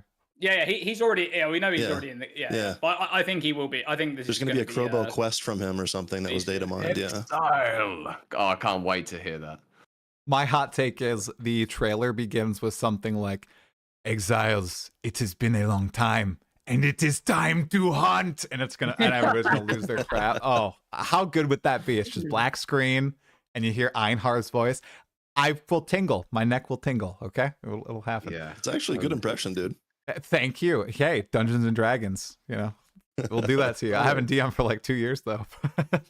I can By do the way, voices. I'm going to throw this out because I need to keep putting this out into the universe. At some point, we need to create a D&D episodic series of like let's play D&D in Oh my God. Raycast, all PoE themed. It would I'm be putting it out fun. there because I want to be in it and I want someone else to DM it. that would be epic. Yeah, It would be really fun.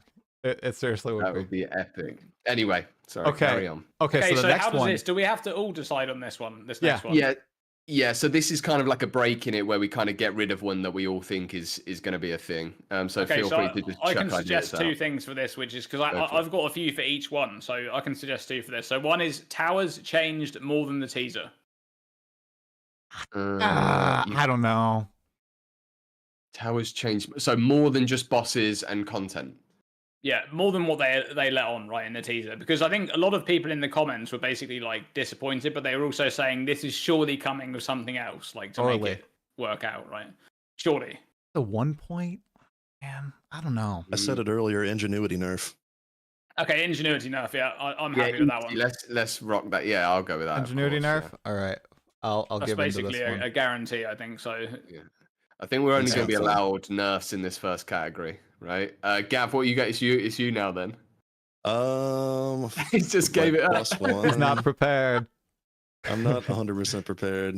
Me neither. I'm gonna go with the well being removed.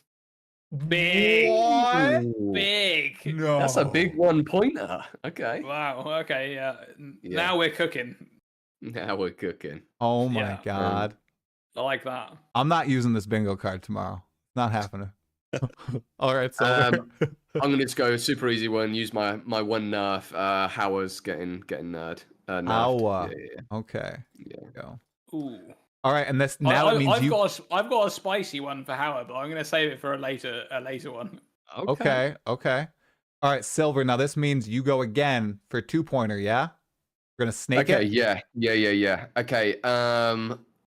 I'm actually gonna chuck this down pretty low, and I'm gonna go Trial of the Ancestors coming to PoE 2. I think Act 4 is almost certainly coming. Actually, we don't have Act 4, do we? No, we don't. I'm gonna go Act 4 then. Actually, yeah, let's go. I'll do that, Damn and it. then you guys can tee that one up because that is obviously much more likely. It's downstream, isn't it? Yep. Okay. All right. Good one. Gav. Herald changes. Ooh. See, I'm gonna call. Oh no, you've gone. Yeah, we're allowed one nerf each, I think, but you've used well removed, so that's fine. All right. That's fine. Well removed, yeah. Herald changes. Well removed is a big buff. Okay, big buff. Yeah. Right. Yeah. All right, everybody now. Yeah, what's a good one here? Druid. Mage nerf. Druid. Oh yeah, we haven't. Oh no, we've used a nerf, and we've already used that all nerf. Ingenuity nerf. We already used that. We can't do another nerf in the column. If we're all on board for Act 4, Toda would be it, right? I'm Okay. on board for Act Yeah. 4. Yeah. Yeah, let's take that one away from try. Yeah. Brad, you guys really suck Exactly. here. This isn't good. I'm gonna have to think on my Gav- feet. Gav's a strategy game player, I see. Dang it. Yeah. What is this? All right, Toda. All right, Dream. I got two here. They're kind of similar. I'm gonna go kill all rares removed as completion objective. What? Love it. Okay, I'm gonna Removed do or Yep. additional added. Well, you're going No, no. removed. Removed. It's gone. That's crazy. Strong. It's a failed experiment. It's terrible. It's gone. That's What do you think they'll crazy, do in man. place of it? Like I think 70% of the map? Well, the other thing was map boss in every map. I think they're going to revert back to the map boss in every Okay. map. Yeah, like best thing in the game. Best Yeah, I think Matt universally Boss. people love. Yeah. Yep. I would love that. Okay. Here you go. We have Einhar. Is he bestiary? Or are you just saying he's going to be in the patch? Would you count that? He's beast. He's bestiary? Okay, so you're thinking bestiary is severed. Okay. Yeah. All right. Then I'm going to go with this. I'm going to say new pinnacle boss. And this counts as, it doesn't need to be like an arbiter. It needs to be Zesht, arbiter, Olroth, something like that. Or maybe new pinnacle encounter, right? Right. So So no, if I want it to do was boss. I want to do bestiary, boss. like a pinnacle bestiary beast or something would count Yeah. as a. as So I this, actually right? don't Okay. want to say encounter. I want to say boss because I don't want like simulacrum. Like if there's, I don't know, you fight 4 rare beasts at the same. No, I want to like a boss. So new pinnacle boss. Right. I love how this is like going to be the least likely. This is what's good about this bingo card. 'Cause it's like you're not trying to go for likely things, right? You're trying to get those max points at the end. We'll see. We'll see. Oh God, I'm up again. Oh my God. You're up again, dude. You're Okay. on a 3-pointer now. All right, this one's easy. I'm stealing it from you guys. All right, ready? All right. The suspense. New non-spear weapon. Ooh. Ooh, Wow, that's a good 3. There you That's go. a good mid of There you go. ground. That's middle of the road. 50-50. Get a sword in there, maybe an axe, claws, traps, sneak in. Who knows? All right. Mm. Dream, what do you think? Okay, I got 2 really interesting ones here. Which one do I go with? Oh crap. He did his homework. What the hell is this? All right. You Orb told of us to. alteration. Orb of alteration added. Do you want to talk about the leak briefly? No Okay. no leaks. All right, no leaks. Okay. But one thing I will say about orb of alteration in PoE 2 is that I think it's not going to be like PoE 1. We're not going to have stacks and stacks of orb of alteration. Like, Do you it's think going to it's be. I expect it to be like you're going to have 3 times or 4 times as many alterations as exiles, right? It's going to be fairly rare, but like when it's just something to. You don't only just transmute an item, right? You can you can look for a better mod before you actually regal. Like, do you think it will add remove? Do you think it will be like a chaos but for magic items? I think it will just be. I think it will just roll mods like it does. Roll mods. Okay.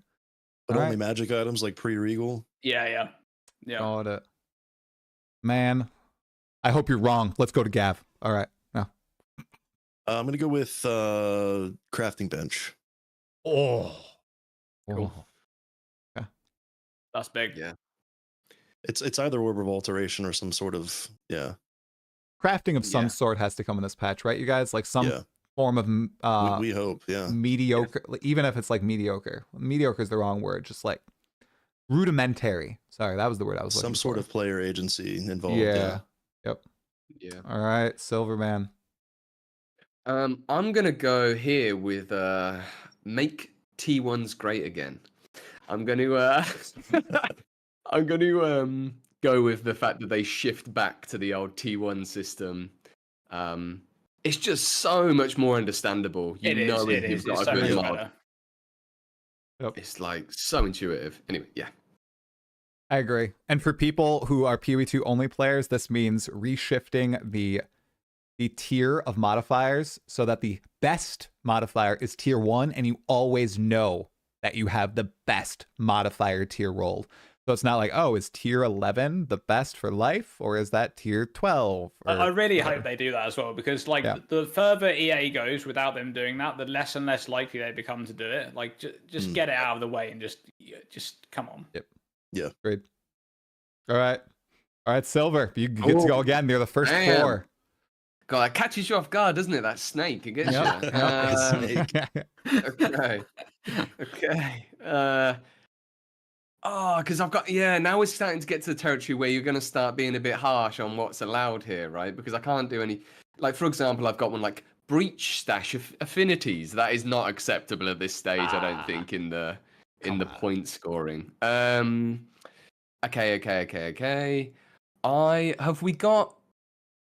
Have we got tower rework? We haven't yet, right? Wait, didn't we? Wait, thought we did. We have nothing. We have nothing for towers. Yeah. Oh, you were gonna do that, right? Oh yeah. I was gonna do towers changed more than teaser. Yeah. Towers changed. Okay. So, okay, actually, do you know what? I'm gonna go even further with this. Oh. Because we have to be a bit risky on these end ones, right? So I'm gonna say tablets removed. What? Or like a full fundamental change to tablets that they're basically not the same thing functionally. Okay.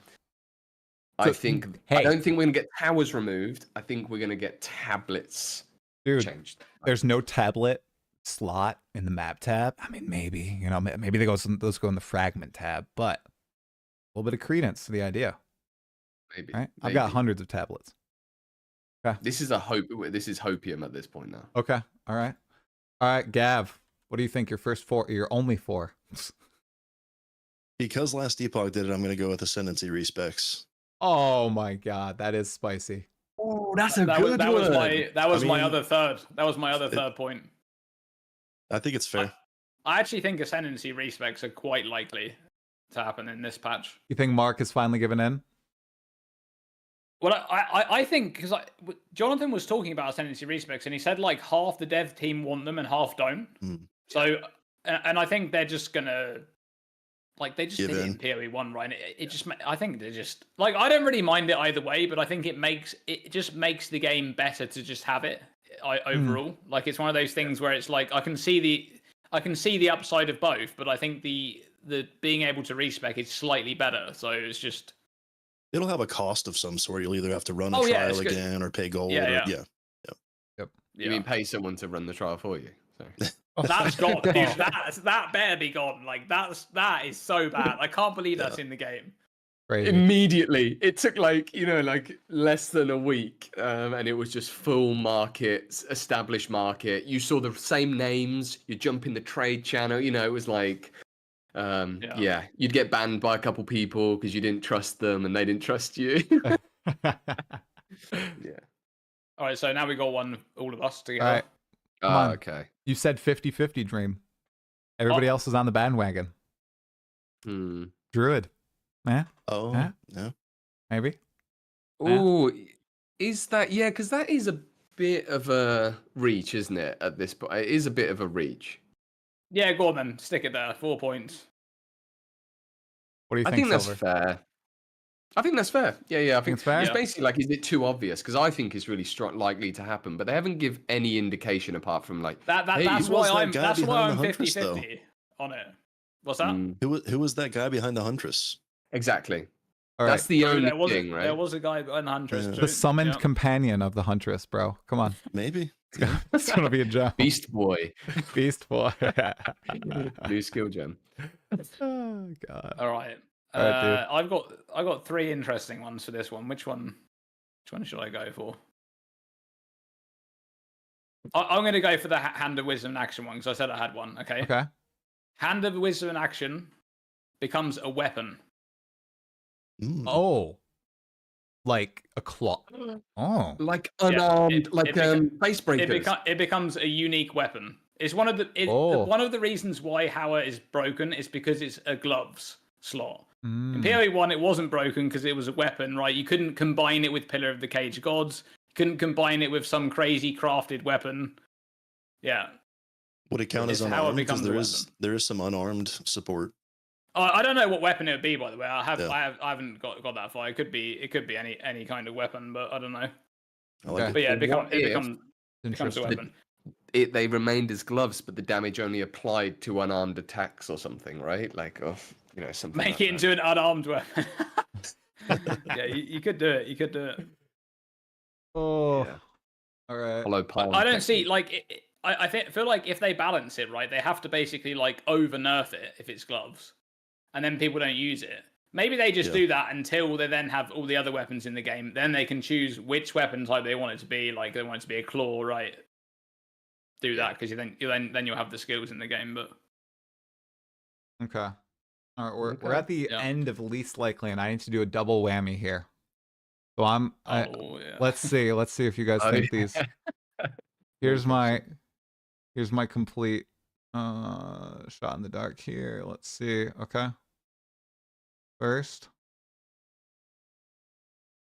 You guys ready for this? Okay. Okay, so the first one is not nearly as bad. All right. This one's easy. Yep. All right. Act 5 plus 6. All right.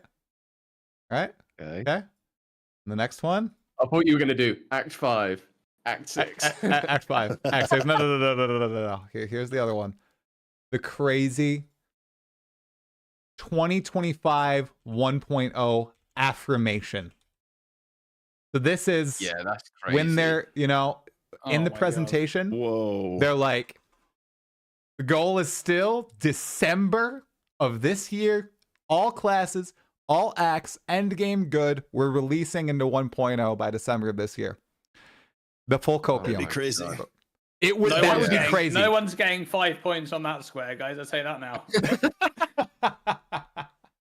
You don't think? I think. Okay, we'll see. We'll see. I'm really curious. I don't think we'll get a timeline, but I do think this will be addressed either in the that's the goal, or obviously, guys, we can't do it in 2025. I love that. It's gonna go one way or the other. I love that. I think that's a 5-point worthy slot, man. It Spicy. is. I'm going crazy. Okay. All right, Dream. All right, I got another 3 on this one. Which one should I go? Jesus. Craziest. I'll go Orb of Scouring added. Oh my god. No way, bro. What function? Like in its original function with no difference. So then you think, just gated behind rarity? Like very rare? Super rare, yeah.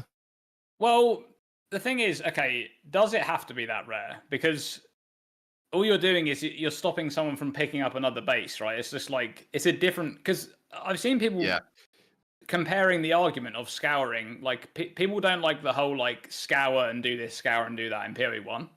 But all you're doing is extending the amount of clicks that you're doing in PoE 2. Like you're just doing over a longer period of time. You're picking up items in map, throw them in your stash tab, throw them in the 3-to-1. Like you're doing the same clicks. It's just you're doing it with loads of items instead of one, right? So yeah, it's just one of those things. Like I don't know. It depends if they've had some real internal discussions about how they're gonna like address crafting, because crafting just doesn't exist right now in the game. Like for all intents and purposes, it just doesn't exist. So if they add it, there's no going back either, right? It's like I don't think they can take it out of the game. You think once they add this sort of thing back? Well, they can change it. They can change it. But do you think it's actually that bad? A scouring? Yeah, I think why it is. Is it? Right, so like, what's the difference between someone going into a map and okay, but what's the difference between someone going into a map and picking up another base? Because what it so not in its current form, but I think if you bring scours back, you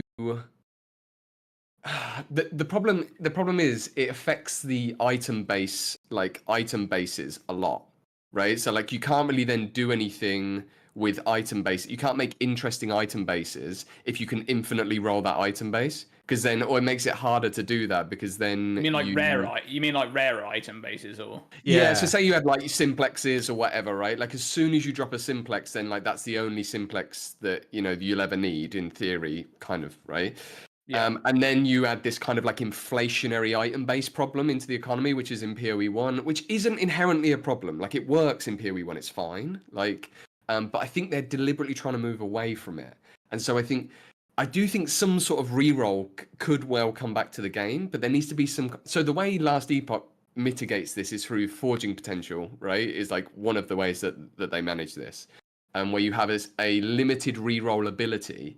And then what they can do is add tons of crafting mechanisms into the game. Each league, they can play around with stuff and just simply adjust the number of forging potential it costs. It's a really clever way that they've added flexibility into the core system from their design space point of view. So they've got to be really careful about what they do with scours, because then you can, if you just have infinite rerolling, it does limit what you can do with other systems in the game, is my only point. Yeah, that makes sense. I also am a weirdo, and I do like picking up the items and kind of like crafting on them more so than just using one type and endlessly rerolling. And I know that's just a total personal preference. Like a lot of people do enjoy the alteration spam to get the right mods instead of trying on multiple items to roll those right mods, and how it currently works with Path of Exile too. I think it's also a preference thing. It kind of invalidates all the other bases, like Sylver was getting at. Like, like you'll just find the best base that you need for that build, and that's it. Like you'll just continually re-roll it. I think there is something to be said about like PoE 2 though, because there is some other interesting things going on with like Val orbs and stuff that like means that you can still brick the item, because like I think what they've tried to do in PoE 2, I mean, in PoE 1 you rarely ever vow a really good crafted item, but you very often double corrupt unique items, right, for a build, like a double corrupted body armor, whatever.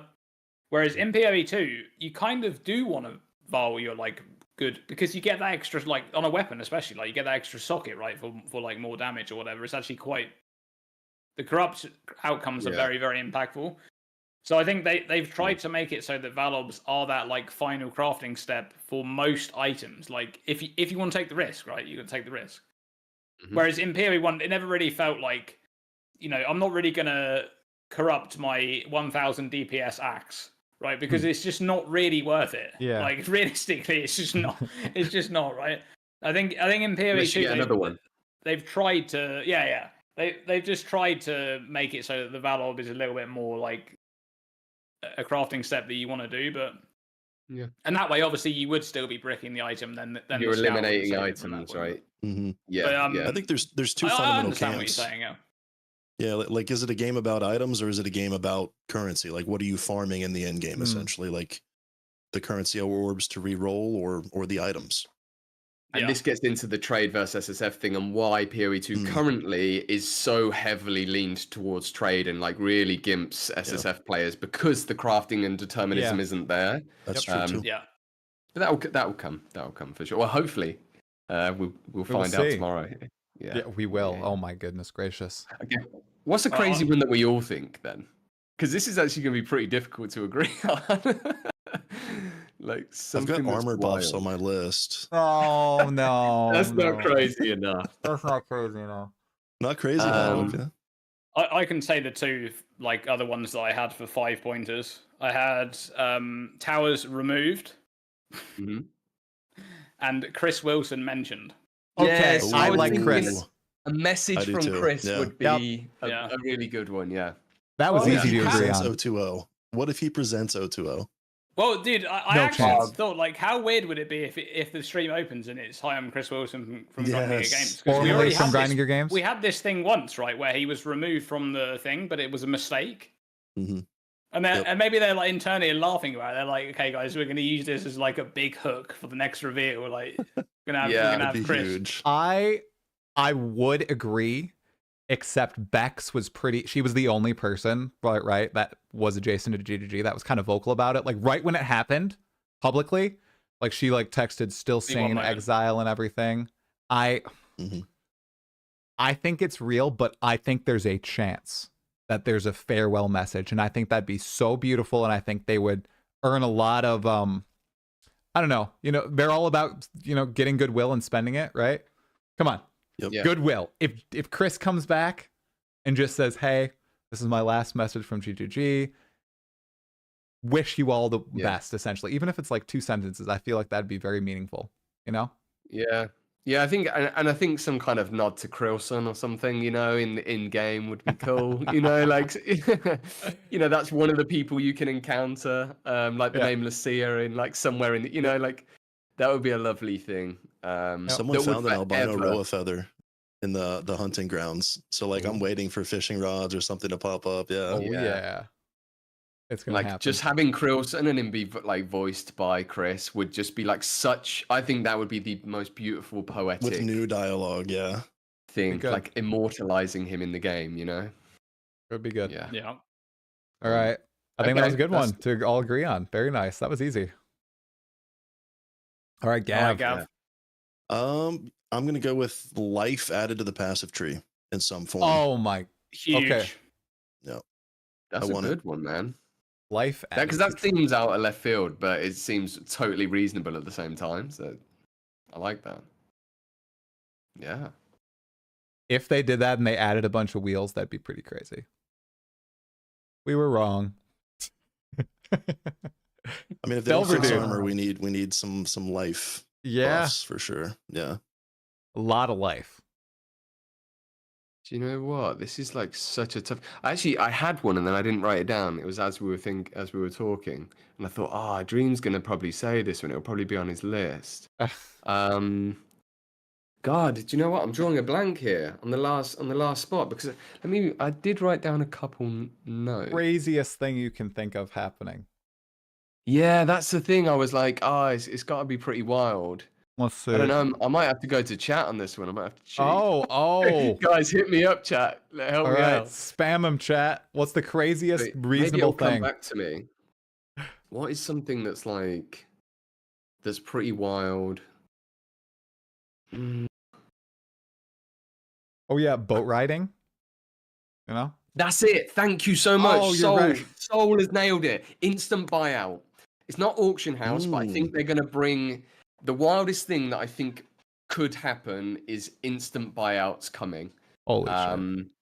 Because I think I imagine they've probably seen a really strong positive response from console players. And the game plays incredibly well on controller, in my opinion, on PC. And my housemate plays on PS5 and he loves it. I think they've probably made loads of money. And their projections are probably saying, hey, we're going to make a lot of money from console. Yeah. And I think one of the biggest gripes beyond loot filters in breaches, which is fixed now, was buyouts. I think because they had that in PoE1. If I'm right, on if console I'm right. or whatever, right? Yeah. On console, right? There was like this Yeah. kind of system. So I Are think you saying instant buyouts on console or the whole game? the whole game. They'll bring it to the whole game. Yeah, we share a It'll be trading like market. So yeah. But how are we going to price fix? Oh, Gav, me and you, we'll get in the DMs after this. We'll figure out a Oh way. no, Don't worry. please. Okay, Yeah. looking at this, I think Sylver has the best row. What do you guys think? What? I think. Oh, I don't know. Dreams is wild. Dream, you're banking on the orbs, Dream. I don't know about this. Did you see another leak, sure. Dream? What's going on here? Yeah, Dreams. I been actually, to I another actually think event, the hasn't only he? one that's wild from mine is the scouring. Like, for real. Really? Oh, Yeah, Oh. because the how a change to a weapon is just a thing that I think it's just like logical that they just can't really nerf the item, and if they nerf it too much, it becomes completely useless. And it being a glove slot is so problematic. It's just not, it's just not a thing. So You know what's wild, you guys? Gav, I think the wildest thing on this card is your number 1 point. yes. Did you read my mind? Try well removed. Dude, that's a huge point of friction. It's so easy to remove. I just think it's gonna stay. Probably. Right, It's you gonna are be so like the Lion spot Eyes on, Watch dude. stairs. In 5 years' time, it's gonna be like, okay, wells removed. I think from it'll the be game. gone before 1.0 at least, but maybe not this patch, yeah. I don't You're- know. Try that is based like there's no you're gonna nail everything else, and then it's gonna be the well that you get stuck on this for sure. Probably. And they'll be like the well, and they'll bring it up, and you'll be like, I'm about to hit bingo, man. It's happening. And then out of nowhere, it'll be like, no, sorry, it's staying. Oh, that's We're good. adding new crafting features to the well. You can now fill up your bottle There you half go. the time. You can craft flasks in the well now. Yep, there you go. Amazing. Hey, Yeah. we got different stations for everything. Why aren't we deconstructing our flasks in the well? Yeah. Or next to right? the well. I don't know what I'm saying anymore. Yeah, and then we can find another way to like put I don't know about what you guys have done, but I've put like the well, I've got my crafting benches inside the well, and then they just all the labels perfectly stack, right? So you don't have to move. It's so stupid, but it's Min it's just how Maxer it is. here. Oh my goodness gracious. did you guys have any predictions for the board that didn't come up, like the ones that you didn't use? Let's see. I've got Oh a no, few. but you had a few, yeah, hit us. I got for 1 pointers. I had 9+ ascendancies. 1 pointer Dream? Yeah, Wow. that's all. That's all of the 6, the 3rd, and 3 for the Huntress. 3 for the Huntress? You think we'll get 3 Yeah. for the Huntress? Oh, right off the bat? If the other ones are getting like a 3rd, I think they'll just Okay. throw them all in at once. We've got 36 to get to, remember, guys. This is like Right. something that I Yeah. think is like wild. Like it's hard to get your head around as a PoE1 player, but especially as a new player. Like there's going to be 36 classes in the game, basically. Yeah. They had to already have some dev time in on almost all of them too. Like they just Yeah. left off that third for the Yep. initial launch. Yeah. Yeah, that Arcane Archer archetype, right? That was mentioned a long time Yeah. ago. Like we need to sit. That I really hope we get that. Okay, so yeah, 9 ascendancies. Dream. That's a good one. I had a 4-pointer, waystones replaced with maps. Interesting. Yeah. But then how would that work? Like with the Atlas system, that would like undermine the Atlas. Just right? the name? Just play we the just- layout that you want, basically. Yeah. Oh. You just- Ah, Okay. but that's crazy because then that The literally procedural undermines. generation. Yeah. all the work wasted. No. Yes. And then I had my last one was another 4-pointer, Act 6 in Beyond. Yes, I agree Come with on. you. We're Come going on. to hell. We're going to hell, dude. Nice. Look at the item names on PoEDB for like the Act 6 items, right? It's like vile sword, Yep. decimator mace, or whatever. You know, these are all like Nice. very Yep. dark. They're going full D2. Yeah. Mhm. Very so true. Yeah, there are some definite spoilers on PoE2DB if you look at the item base types. Mm-hmm. Yeah, there's a lot of spoilers on BODB in every section. Yep. Ascendancy names, skills. There's lots of stuff. Oh. All right, you guys. That's a good bingo card. That's a good one. All right. We all gonna have it open for the reveal tomorrow. Everybody gonna be watching live. Yep. Yeah. Yes. Yeah, absolutely. Won't be streaming it, but we'll be watching your stream probably, whoever is streaming. Well, okay. If it's okay. If I'm not depressed and it's a good stream, maybe we can just pop into the voice chat after. Yeah, for Sounds sure. good, yeah. It'd be That's funny to basically actually if there's see druid the or points. not. Yeah, if there's druid, we're chatting, we're popping off. If there's no druid, I mean, You know, it'd be even worse. I think the worst thing for you would be they're like, okay, hey, we got druid, but the transform skills aren't ready yet. Sorry, no shape shifting. totally true. Man. They're like, we couldn't get the No animations right for the bear, so Yeah. looks so good in 2023. It's such a.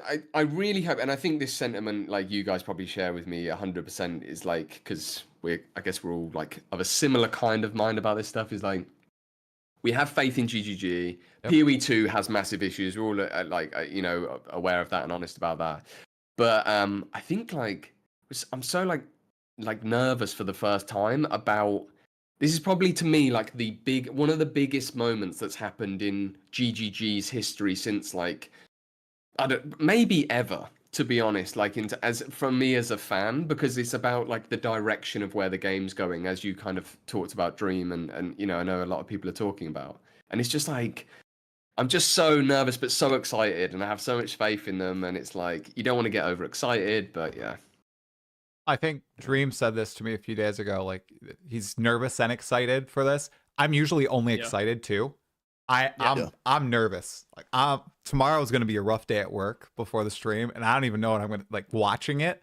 Just fingers crossed. Did you guys see Sir Gog brought up a great point? They want you to get your Twitch drop to watch 2 hours. Usually it's only 45 minutes. They want you to it's going to be a big Huntress gameplay showcase. Big Act 4, 5, 6, bro. Huntress and Act 4, 5, 6. Okay. Could be. Do they want to spoil like a lot of the story though? I don't think they do. I mean, we've seen Act 5 with the Ranger showcase. I mean, we have seen parts of it. Yeah, perhaps they'll just have not some non-spoilery zones. Thanos, the that boss boss was really cool. Oh yeah, right. That was cool, right? Yep, I watched a little bit of him before the stream. Yeah, 2 hours for the drop is long. I mean, they have the reveal stream, then they've got the Ziggy interview, and Ziggy's actually flying out, I think, which is he is nice. That's pretty big. Also means big. Yeah, I think he flew out for the PoE 2 reveal. Yeah, he did. Did he fly out for Settlers as well? I can't remember. Yeah, I think he did. I think he but did that was a big patch Settlers as well. Settlers. Yeah. So the post Necropolis patch. I don't think it's going to be small. Is the thing. I don't think it's just going to be Huntress and balance changes and some adjustments to towers. I do think it's going to be pretty meaty, and people are going to be excited. I think the big point of contention is like the direction of the game for some people, and just what's going to happen with that.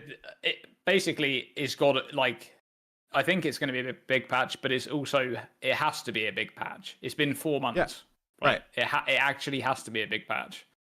So yeah, when they put their heads down and they're quiet like this, they're cooking. So yeah, they're cooking. Yep. All right. Well, you guys, do you have anything? Any closing remarks that you wanted to make? Any last predictions for tomorrow? I had a few more last predictions. Oh, go for it. Movement speed implicits on boots, and potentially charm implicits on belts, or both. I can get on the charm one. Yeah, the charm thing is that's the charm slot thing is Hopefully. just weird on the belt modifiers. It's very odd.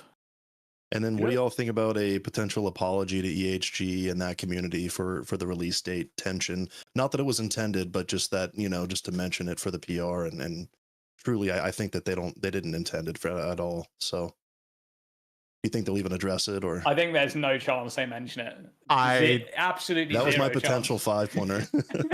That's a That's a absolutely zero chance they mention it. I don't. Yeah.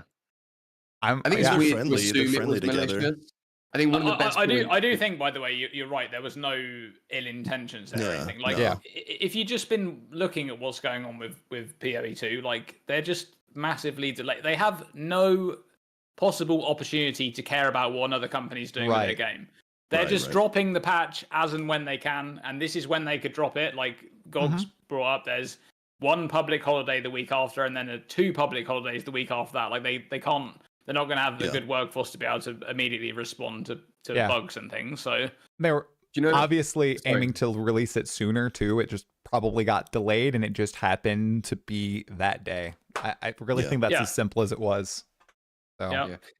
I'm a really big fan of like not apologizing but making amends, and I think like something they could do that would be much better would be like when EHD like do launch Tombs of the Erased, it will be if they were like put out a post and were like of like them in the studio playing it and being like, this is wicked, like so excited about this, like or just like congratulate him on a successful release. Like amazing, can't wait to get hands on from like a few of the team members and stuff. That's such a better way to go about it. Yeah, agreed. Yeah, it's what they did with like Diablo 4, right? And I think did they congratulate EHG when they launched last Epoch? I can't remember. Yeah, they did. They did, right? Yeah. So I agree. I think that's a good way to do it, Sylver. Yeah.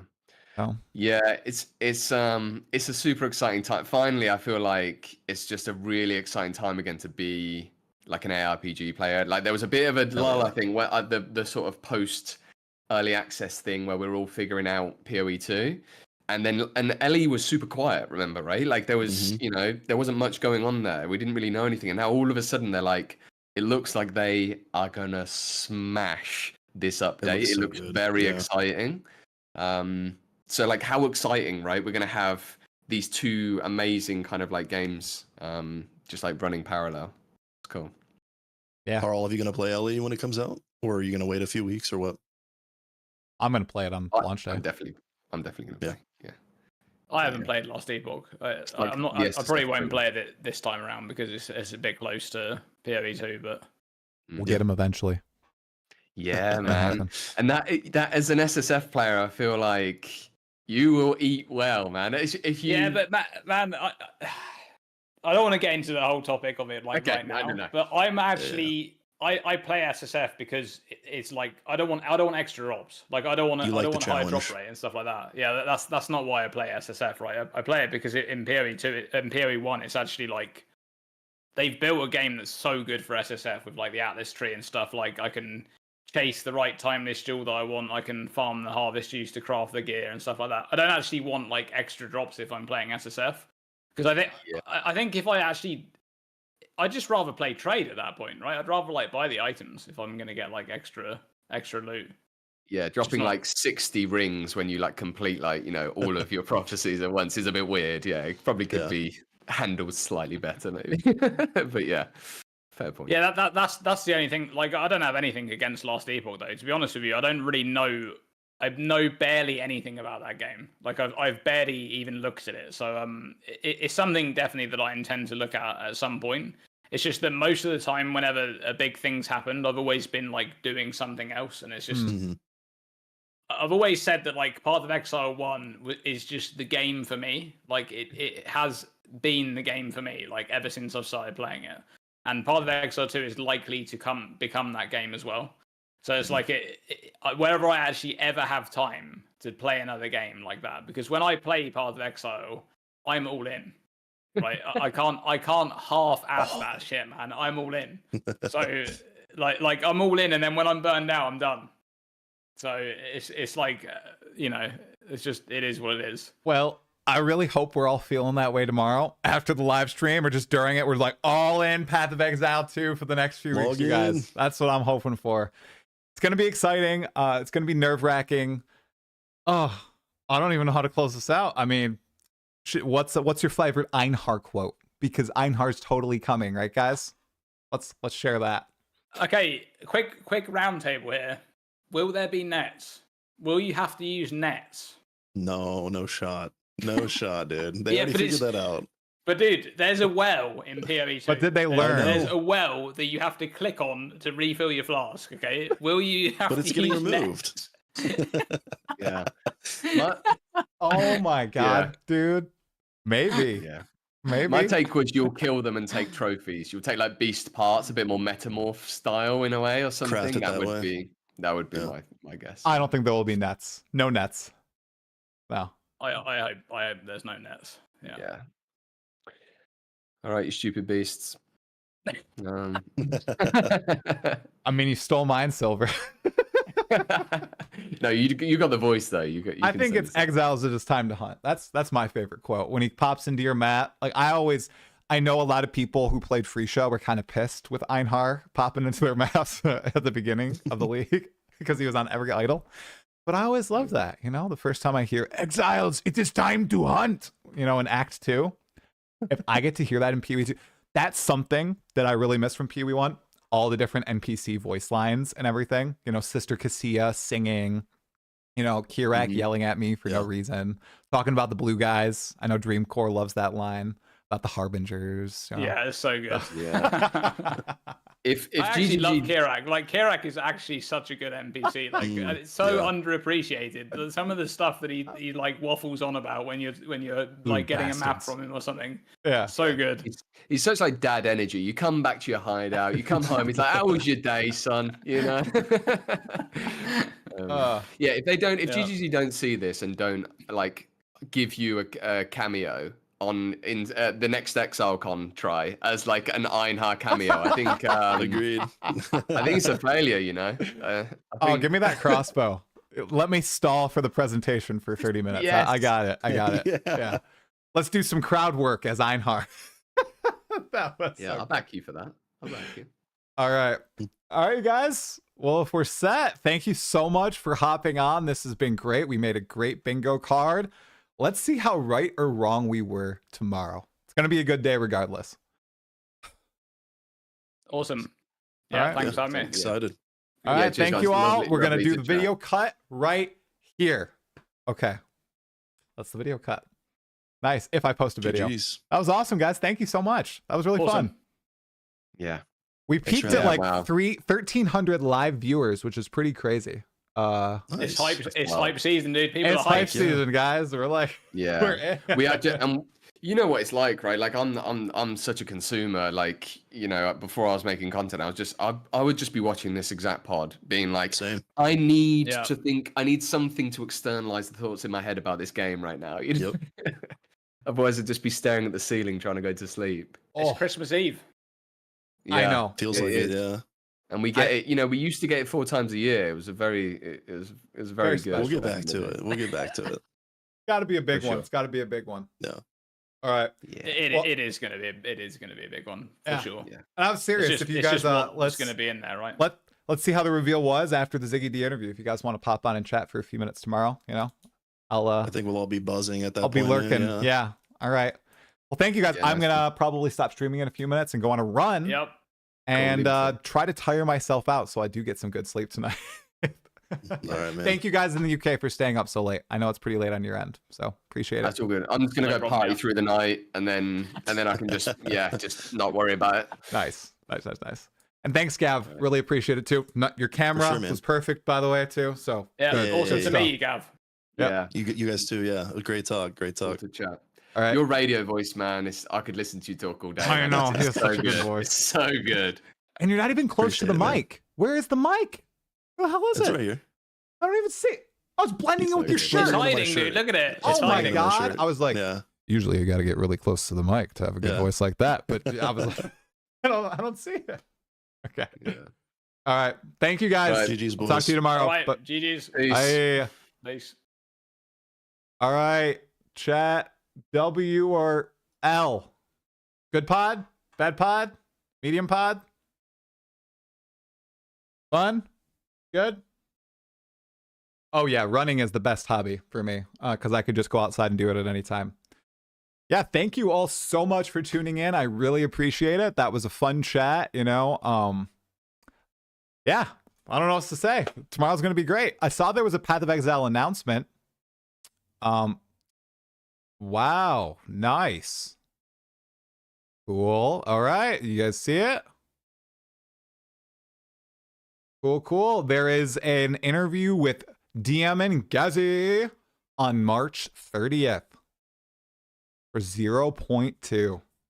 Very nice. All right, so we'll get some extra insight. It'll be good, you guys. Yeah, make sure you guys check out Dreamcore and Sylver, XYZ, and Gavryn's channels if you're on YouTube. They're all in the description below. Yeah, unfortunately, they said that they didn't have a time slot for me in between, so mine's moved. I don't know when the date is. We'll figure it out. You know, I don't blame them. These guys got way wider reach than I do, so it makes way more sense. Okay. I wonder if we'll get a teaser tonight. Maybe, maybe not. We'll have to see. All right.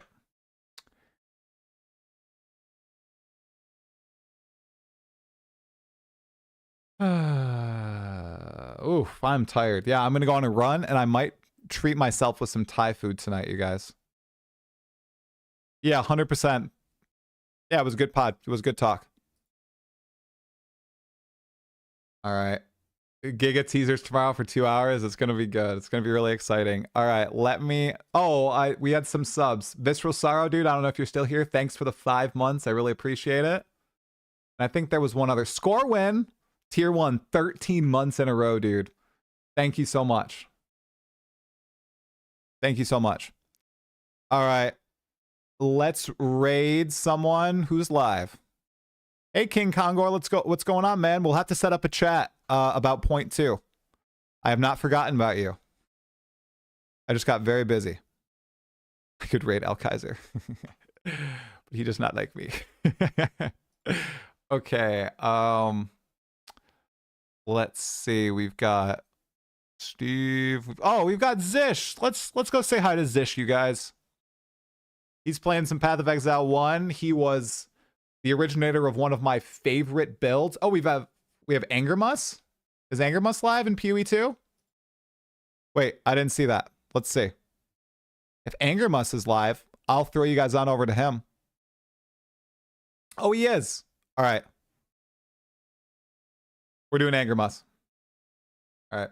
Yeah, everything is crazy, King Kongor. Oh my God. All right, yeah. Thank you guys so much for tuning in. I will see you tomorrow at 2 p.m. Eastern for the pre-show or the live stream, and then I'll be watching the stream with all of you tomorrow. It's going to be a good one. Hopefully. I'm excited.